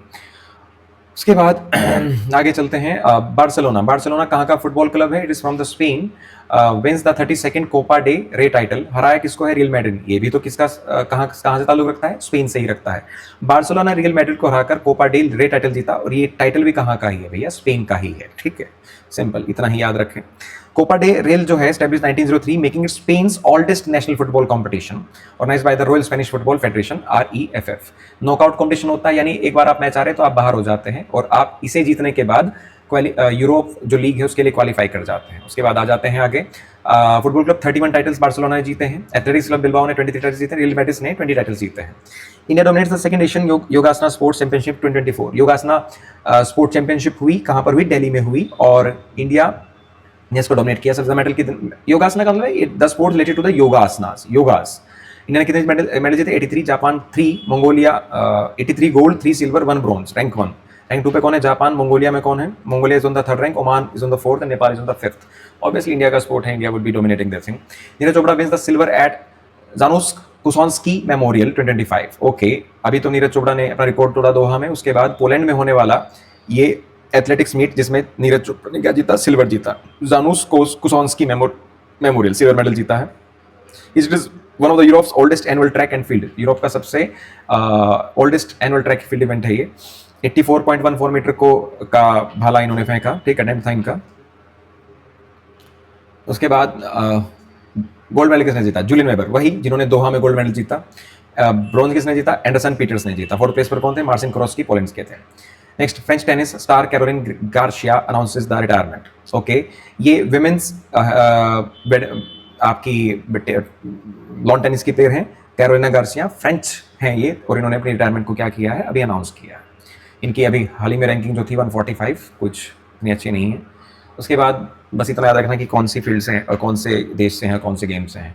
Science and technology की बात करें तो Canada in talks with the US to join US golden dome. Golden dome क्या है भैया, डिफेंस सिस्टम है। डिफेंस सिस्टम कौन सा, एरियल डिफेंस सिस्टम है, जैसे कि इसराइल का क्या है, आयरन डोम है, वैसे US का गोल्डन डोम है, और कनाडा चाहता है कि वो इसको ज्वाइन करे, ठीक है। Canada PM mark Canary confirm discussions with the US and conditional interest in joining, indicating a case by case defence policy instead of the blanket alignment, ठीक है। लेकिन इससे पहले US और कनाडा जो है वो नोराद में आपस में जुड़े हुए। नोराद क्या है, north American aerospace defence command. NORAD क्या है, एक तरीके से मिलिट्री ऑर्गेनाइजेशन ही है जिसमें कनाडा और US से आपस में जुड़े हैं from the times of cold war. देखिए, NORAD is a binational military organisation between the United States and Canada that provides aerospace warning, aerospace control and maritime warning for the north America. देखो, cold war के time में Russia के attack से बचने के लिए इन दोनों ने फेडरेशन बनाई थी, एक ऑर्गेनाइजेशन बनाई थी नोराद, आपस में इंफॉर्मेशन शेयर करने के लिए और अपने स्पेस को सिक्योर करने के लिए। लेकिन हाल ही में नई डेवलपमेंट, टेक्नोलॉजी डेवलपमेंट के होते हुए कनाडा चाहता है कि वो भी हिस्सा बन जाए किसका, गोल्डन डोम का। गोल्डन डोम जो है वो first US space based missile defence system है, ठीक है, जैसे कि इसराइल का आयरन डोम है। Multi tier defence integrating ground based and space based interceptors हैं। इसमें तो बस हमें इतना ही जानना है और इसमें हम कुछ नहीं जान सकते। बस इतना याद रखना कि गोल्डन डोम किससे ताल्लुक रखता है, ये it is of missile aerial defensive system of the US and Canada wants to join it. उसके बाद India successfully test the hard to kill counter swarm drone Bhargavastra. Bhargavastra क्या है भैया? एंटी ड्रोन वेपन है हमारा, और एंटी ड्रोन वेपन को test fire किया गया है, सक्सेसफुली टेस्ट फायर किया गया है। The system met all the specified performance targets during the test. किसके द्वारा डेवलप किया गया? Developed by the solar defence and aerospace limited, SDL। ठीक है, भारत की जो कह सकते हैं मेक इन इंडिया और आत्मनिर्भरता भारत की क्या बढ़ा को ये बढ़ाएगा। And what is hard kill counter swarm drone system? Hard kill का मतलब क्या होता है कि आप किसी भी ड्रोन को, या कोई ड्रोन आपकी तरफ आ रहा है, उसका फिजिकली डिस्ट्रॉय करने में क्या है, कैपेबल है। That is known as the hard kill, जब आप उसे बिल्कुल खत्म कर दें। ठीक है, that is a hard kill. तो उसी के लिए हमने क्या बनाया? भार्गवास्त्र। बस याद रखना कि भार्गवास्त्र क्या है? It is the anti drone hard kill system developed by the India. उसके बाद है India to launch first manned deep ocean mission Samudrayaan 2026। 2026 में भारत जो है बिल्कुल गगनयान की तरह ही लॉन्च करने वाला है समुद्रयान। समुद्रयान किस लिए लॉन्च किया जाएगा? अरे भैया, ओशन को स्टडी करने के लिए, क्योंकि ओशन में बहुत सारे मिनरल्स हैं, बहुत सारी चीजें हैं जो हमारे काम आ सकती हैं। और इंडिया समुद्रयान को लॉन्च कर रहा है, और इसमें जो व्हीकल जाएगा उस व्हीकल का नाम है मत्स्या। मत्स्या की बात करें तो ये एक शेल है जो कि 3 लोगों को साथ लेके जाएगा। Matsya designed to dive to a depth of 6,000 meters. The mission, which will carry 3 scientists on board, is being led by the National Institute of the Ocean Technology under the Ministry of Earth Sciences. ठीक है, उसके बाद जो ये मत्स्या है, एक vehicle है जिसमें 25 टन का ये आपकी बॉडी होगी, जो कि बनी हुई किससे? टाइटेनियम हल से बनी हुई है। Samudrayaan mission will play a crucial role in collecting samples from the deep ocean, aiding the scientists in studying the unique characteristic of the deep sea organisms and the water. पानी और ऑर्गेनिजम्स को समझने के लिए मिशन भेजा जाएगा, जो कि इंडिया की कह सकते हैं कि ब्लू वाटर इकोनॉमी को क्या कर सकता है? बूस्ट कर सकता है। ठीक है, ओके। समुद्र जीवा जो है, इट्स अ टेक्नोलॉजी जिससे हम ओपन फिश फार्मिंग कर सकेंगे। उसमें हमें मत्स्य जो है हमारा समुद्रयान जो है, हमें नई टेक्नोलॉजी। देखो, आप किसी भी चीज़ को जब आप किसी चीज़ पर काम करना चाहते हैं, किसी से कोई सिंथेसाइज करना चाहते हैं, तो ऑब्वियसली आपको उसके बारे में समझना पड़ेगा, और समझने के लिए आपको उस चीज़ को उसमें इन्वॉल्व होना पड़ेगा। और वही चीज़ की जा रही है कि भैया हम इसमें अंदर जाएंगे और अंदर जाकर इसको चीज़ें को समझने की कोशिश करेंगे। ठीक है, 2026 में लॉन्च किया जाएगा। और हाल ही में इसकी जो कहते हैं 500 मीटर तक की जो डाइव इन है, उसके टेस्ट भी चल रहे हैं। India launches first 3 nanometre chip design centre as a Renesas opens new facilities in Noida and Bengaluru. देखो, इंडिया जो है सेमीकंडक्टर में बहुत लैग करता है, और सेमीकंडक्टर हर एक कम्युनिकेशन सिस्टम में, जितने भी इलेक्ट्रॉनिक्स का सामान है जो कम्युनिकेशन सिस्टम में होता है, उसमें सेमीकंडक्टर का यूज होता है। और इंडिया में सेमीकंडक्टर का डेवलपमेंट बहुत ही स्लो रहा है और इनइफेक्टिव रहा है। तो यहाँ पर हम बात करें, ताइवान और चाइना इसमें लीड करते हैं, तो इंडिया हाल ही में इसमें एक नई डेवलपमेंट लेकर आया। India has achieved a significant milestone in the semiconductor industry with opening of Renesas electronics new design centre in Noida and Bengaluru. Noida और बेंगलुरु में 2 डिजाइन सेंटर ओपन किए गए हैं। ठीक है, part of a broader semiconductor ecosystem strategy. The new facilities are aligned with the India's vision of creating a comprehensive semiconductor ecosystem, which includes design, fabrication, assembly, testing, and supply chain capabilities. उसके बाद talent development in infrastructure investment. To strengthen the semiconductor industry talent pool, the government has introduced a semiconductor learning kit aimed at enhancing the hardware skills of addressing engineering students. Okay, अब यहाँ पर local जो startups हैं उन्हें भी इस चीज को बूस्ट मिलने वाला है। Renesas electronics in collaboration with India centre of development of advance computing (CDAC) sign memorandum of understanding under the ministry of electronics and IT chips to startups C2S programme. Akash Teer India का again क्या है? Air defence system है, और ये indigenously बना हुआ है। ठीक है, इंडिजिनसली, जैसे कि आपको पता ही है, इंडिया पाकिस्तान के साथ एस्केलेशन चल रहा था, उस वक्त पर ये चीज़ सामने निकल कर आई थी जब इंडिया ने इस चीज़ को डेवलप किया। और इसका डेवलपमेंट किसने किया है? DRDO। Akash Teer is believed to be the first operational AI powered war cloud system without reliance on the foreign components और satellite support. This underscores India's growing technology self reliance under the Aatmanirbhar Bharat. Fully automated है, real time target inception है, कोई भी आपकी तरफ drone आता है, कोई मिसाइल आता है, उससे ये टारगेट कर लेता है। ठीक है, आकाश तीर unique strength lies in the autonomous AI driven detection and response mechanism. इसमें अपने ही इंटीग्रेटेड रडार हैं, सेंसर हैं, कम्युनिकेशन टेक्नोलॉजी हैं, और एक तरीके से एक यूनिफाइड सिस्टम है जो कि आपको रियल टाइम प्रोटेक्शन देता है in the aerospace. Next is BrahMos missile system production begins in Lucknow. जैसे कि आपको पता ही है, मिसाइल सिस्टम है, सुपरसोनिक क्रूज मिसाइल है, जिसको हम तीनों ही मीडियम से, यानी land to surface, surface to surface, air to surface and water से भी लॉन्च किया जा सकता है। तो ब्रह्मोस जो है आर्मी भी यूज़ करती है, नेवी भी यूज़ करती है और एयरफोर्स भी यूज़ करती है। तो ब्रह्मोस का प्रोडक्शन बढ़ाने के लिए लखनऊ में यानी यूपी में एक नया प्लांट लगाने जा रहा है। ब्रह्मोस की बात की जाए तो ब्रह्मपुत्रा एंड मोस्कावा, क्योंकि इंडिया और रशिया का ये जॉइंट वेंचर है, ठीक है, लखनऊ में बनेगा with the inauguration of the BrahMos missile manufacturing on inauguration कर दिया गया है इसका, ठीक है। BrahMos Aerospace is a joint venture between India's DRDO Defense Research and Development Organization and Russia's NPM with 50.5% Indian and 49.5% Russian ownership. यानी इसमें major stake किसका है? इंडिया का ही है 50.5%. The name of BrahMos is derived from the Brahmaputra and Moskva rivers, symbolizing the strength and peace. Indian Navy receives Arnala. Arnala first indigenous ASW. ASW का मतलब होता है anti submarine shallow water craft, ठीक है। Anti submarine जो आपका aircraft ये craft है, ये बनाया गया शैलो वाटर यानी कम पानी में भी ये काम करता है। अर्नाला जो कि एक मराठास का फोर्ट है, उसके नाम पर इसका नाम रखा गया है और इसको इनिशियली बिल्ड किया गया है बाय द GRSC यानी garden reach ship builders engineers के द्वारा, ठीक है, कोलकाता में। और पब्लिक प्राइवेट पार्टनरशिप का ये बहुत नमूना सामने हमारे निकल कर आता है, जो चीज प्रेजेंट करता है कि हाँ, पब्लिक प्राइवेट पार्टनरशिप जो है वो गेम चेंज कर सकती है। The warship was constructed under the classification of rules of register of shipping through a public private partnership between GRSC and L&T shipyard, okay. उसके बाद successfully test of indigenous under water mine, DRDO ने under water mine को भी क्या किया है, एक तरीके से सक्सेसफुली टेस्ट किया है। मल्टी इन्फ्लुएंस ग्राउंड माइन है MIGM, इसके बारे में कुछ ज्यादा नहीं जानना है आपको। आगे चलते हैं। DRDO conducts maiden flight trials of the stratospheric airship platform, जैसे कि आपको पता है दिस इज आपका ट्रोपोस्फेयर, दिस इज स्ट्रेटोस्फेयर।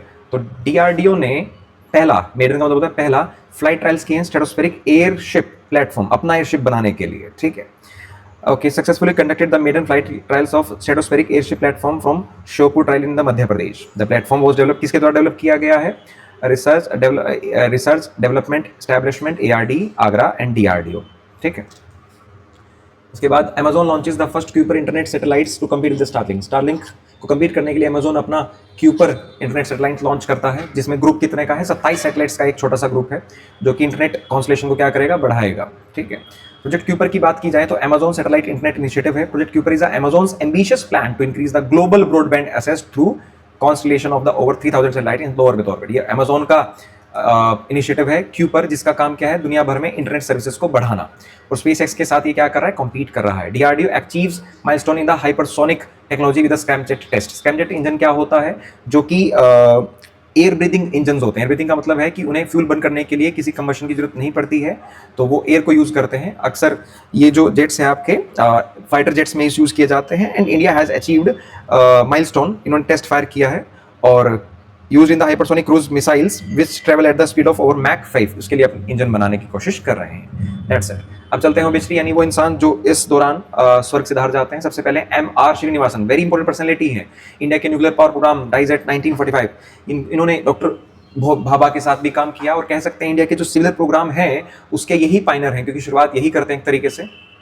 ये इन्होंने DAE यानी डिपार्टमेंट ऑफ एटॉमिक एनर्जी को ज्वाइन किया। डॉक्टर होमी जहांगीर बाबा के साथ भी काम किया, पहले न्यूक्लियर रिएक्टर अप्सरा पर, ओके। उसके बाद पहले चीफ प्रोजेक्ट इंजीनियर बने for the nuclear power station, became the chief project engineer of Madras atomic power station.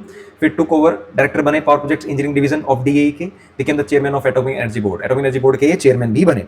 87 में चेयरमैन बने atomic energy commission and secretary of DAE। फिर ये फाउंडिंग चेयरमैन बनते हैं nuclear power corporation of India limited. बस इतना याद रखा जाए कि who is this man? This man is a scientist MR Srinivasan, जो कि न्यूक्लियर पावर या न्यूक्लियर सिविल पावर से जुड़े हुए हैं भारत में। Renowned astrophysicist Padma Vibhushan doctor Jayant Narlikar passes away. Narlikar जिनको क्या मिला हुआ था? पद्म विभूषण। अच्छा, MR शिवानेशन को भी तो पद्म विभूषण मिला हुआ था। He was also second highest civilian award winner. उसी के बाद एक और साइंटिस्ट एस्ट्रोफिजिस्ट हैं, ये इनकी डेथ हुई है। He is work for the cosmology and theoretical astrophysics. Tata institute of fundamental research में उन्होंने काम किया। अवार्ड्स पद्म भूषण मिला है, पद्म विभूषण मिला है, महाराष्ट्र भूषण मिला है, Kalinga award, Sahitya academy and toss prize भी मिला है। उसके बाद Uruguay former president José Mujica passes away. Uruguay जो कि साउथ अमेरिका की एक कंट्री, वहां के प्रेसिडेंट एक्स प्रेसिडेंट क्या है? He passed away. Next is Madras high court के एक सिटिंग जज justice J Satyanarayana passed away. Sitting जज है, उनकी मृत्यु हो गई, ठीक है। मद्रास कोर्ट के ये क्या थे? जज थे। पहले ये एडिशनल जज बनाए गए थे, उसके बाद इनको परमानेंट जज बनाया गया। Padmashri awardee yoga guru Baba Sivanand passes away at 128 years age. Varanasi से बिलोंग करते हैं, ठीक है। इनकी डेथ हो गई है और एक योगा गुरु थे और एट द एज ऑफ 128, ठीक है। पद्मश्री इनको मिला था for the spread of yoga. उसके बाद है professor Sunny Thomas passes away. Professor तो हैं लेकिन he was a coach of किसके, शूटिंग टीम के, और इनको द्रोणाचार्य अवार्ड भी दिया जा चुका है। लेकिन इनके बड़े ही फेमस शिष्य रह चुके हैं, जैसे कि अगर हम बात करें राज्यवर्धन सिंह राठौर इन्हीं के शिष्य हैं। Abhinav Bindra, Vijay Kumar, Gagan Narang, all are the like players who have been trained under him, ठीक है। उसके बाद veteran film maker Shaji N Karun passes away at 73। Film maker है, मलयालम फिल्म मेकर है, इनकी डेथ हो गई। उसके बाद अगर हम बात करें, next is former vice chief of army lieutenant general S Pattabhiraman passes away. Lieutenant general थे और एक्स आर्मी वाइस चीफ रह चुके हैं। इनको famously a soldier at heart and a leader spirit leader in spirit कहा जाता है। और इन्होंने इंडिया की वेस्टर्न कमांड को भी क्या किया है, लीड किया था, जो कि भारत की सबसे बड़ी ऑपरेशनल कमांड है। उसके बाद ये कर्नल ऑफ कमांडेंट, हर एक रेजिमेंट के कर्नल होते हैं, ठीक, कर्नल ऑफ द रेजिमेंट, जिनको colonel commandant of the regiment कहा जाता है। बॉम्बे सेपर्स के कर्नल कमांडेंट रह चुके हैं। इसके बाद eminent historian MGS Narayan passes away. Historian है जो कि केरला से बिलोंग करते हैं, इनकी डेथ हो गई है, ठीक है। और he served as the chairperson of the Indian council of historical research in 2002। Former ISRO chairman K Kasturi Rangan scientist हैं, ही पास्ड अवे। के कस्तूरी रंगन जो है बेंगलोर में इनकी डेथ हो गई है। Okay, played a crucial role in the development of the polar satellite launch vehicle PSLV, ठीक है। इसके बाद अगर हम बात करें, he also served as a chancellor of the Jawaharlal Nehru university, chairman of the Karnataka knowledge commission, member of Rajya Sabha, member of the planning commission of India. Awards की बात करें तो पद्मश्री भी मिल चुका है, पद्म भूषण और पद्म विभूषण, यानी तीनों आपके सिल्वर अवार्ड्स मिल चुके हैं, भारत रत्न नहीं बस, for his outstanding contributions. So that's all about the obituary. Now we are moving some miscellaneous news, जिसमें हम बात करते हैं सबसे important, India in places to rank 130। HDI में इंडिया कहाँ पर आ गया है, 130 पर, और कौन ये पब्लिश करता है, UNDP पब्लिश करता है। इंडिया का स्कोर सुधरा है, 2022 में स्कोर 0.644 था, अब स्कोर हो गया 0.685 2023 में हो गया है। अगर हम बात करें, इंडिया अपने बांग्लादेश के साथ ये रैंक शेयर करता है, लेकिन श्रीलंका से पीछे है, ठीक है। इंडिया की लाइफ एक्सपेक्टेंसी बढ़ी है 67.67 ईयर से 72 ईयर्स हो गई है। स्कूलिंग एज है जो है 12.6 से 13 साल हो गई schooling years. Average schooling year भी बढ़कर 6.57 से 6.9 ईयर्स हो गए। पर कैपिटा GNI जो है वो डॉलर ग्रोस नेशनल इनकम जो है 6,951 से बढ़कर 9,457 परचेजिंग पावर पैरिटी में हो गई है, ठीक है। उसके बाद जेंडर इक्वालिटी की बात करें तो इंडिया ड्रॉप्स टू स्कोर 0, ठीक है, 0.475, reflecting 30.66 decline when accounting for disparities. Decline आया है भैया, ठीक है। जेंडर इनइक्वालिटी में बात करें, जेंडर डेवलपमेंट इंडेक्स में बात करें तो उसको इंडिया का स्कोर 0.874 है, with women scoring 0.631 compare to 0.722 for men. Gender inequality index में इंडिया 102 रैंक पर है, ठीक है। अगर हम उन देशों की बात करें जो अच्छा परफॉर्म कर रहे हैं, स्विट्जरलैंड HDI में सबसे ऊपर है, नॉर्वे सेकंड पर, आयरलैंड थर्ड पर, जर्मनी फोर्थ पर एंड आइसलैंड फिफ्थ पर। सबसे नीचे है niger, Chad, south Sudan, Burundi and central Asian Republic. Romanian prime minister resigns amid the nationalist leader, वहाँ के नेशनलिस्ट हैं जॉर्ज सिमोनियन, जो कि राइज कर रहे हैं। उनकी जीत की वजह से मार्शल गिकोलो ने क्या कर दिया, रिजाइन कर दिया है, सिंपल, कुछ ज़्यादा नहीं। India rank fourth among the top 10 economies in the 2025। 10 में से इंडिया को रैंक कौन सा मिला, चौथा रैंक मिला IMF वर्ल्ड यानी वर्ल्ड इकोनॉमिक आउटलुक जो रिपोर्ट है IMF की, उस रिपोर्ट के अनुसार, ठीक। उसके बाद अगर हम बात करें top 10 richest families in Asia, Bloomberg ranking के हिसाब से देखा जाए तो सबसे टॉप में अंबानी फैमिली रैंक 1 पर है, मिस्त्री फैमिली रैंक 4 पर है, जिंदल फैमिली रैंक 7 पर, बिरला फैमिली रैंक 9 पर, बजाज फैमिली रैंक 13 पर और हिंदुजा फैमिली रैंक 6 पर है। एशिया यूनिवर्सिटीज रैंकिंग की बात की जाए तो IISc bags top spot India में अगर देखा जाए तो कौन देता है Asia university rankings, the Times higher education has released the Asia university rankings 2025, जिसमें here are the top 5 universities in Asia for 2025 according to the Times higher education Asia university. सबसे ऊपर कौन है, सिंघो यूनिवर्सिटी चाइना में, Peking university China में, national university of Singapore में, Nanyang technical university Singapore में, यूनिवर्सिटी ऑफ टोक्यो जापान में। तो ये 5 यूनिवर्सिटी टॉप पर हैं। इंडिया में से सबसे टॉप पर कौन सी आई है, IISc है, ठीक है। ये रही इंडिया की यूनिवर्सिटी जो टॉप पर हैं, जैसे Indian institute of science, Anna university, Indian institute of technology IIT Indore, Mahatma Gandhi university and Shoolini university of biotechnology. ये तो थे आपके कुछ मिसलेनियस न्यूज़। अब हम थोड़ा देखते हैं कुछ एक्सरसाइजेस के बारे में, जो कि डिफेंस एक्सरसाइजेस हैं, कुछ खास नहीं है उनमें, जस्ट 2 एक्सरसाइजेज, उनके बस आपको नाम जानने हैं कि कौन सी एक्सरसाइज क्या होती है, किस किस के बीच में होती है। जैसे आपको पता ही हमारे सीरीज़ के एंड में ये चीज़ भी डिस्कस करते ही हैं। यहाँ पर Indian army conducts the Teesta प्रहार। तीस्ता प्रहार जो है वो इंडियन आर्मी कंडक्ट करती है। तीस्ता देखो एक रिवर है, और ये जो इंडियन आर्मी की एक्सरसाइज है, ये इंडियन आर्मी की प्रिपेयर्डनेस को चेक करती है किस एरिया में, जहाँ पर आप एक तरीके से कह सकते हैं कि एरिया जो है वो प्रॉपर तरीके से रिवराइन है, रिवराइन यानी जहां पर नदी आसपास है, रिवराइन टेरेन में अपनी ऑपरेशनल रेडीनेस को चेक करने के लिए आर्मी क्या करती है, इस चीज को इस प्रैक्टिस इस एक्सरसाइज को कंडक्ट कराती है, तीस्ता प्रहार।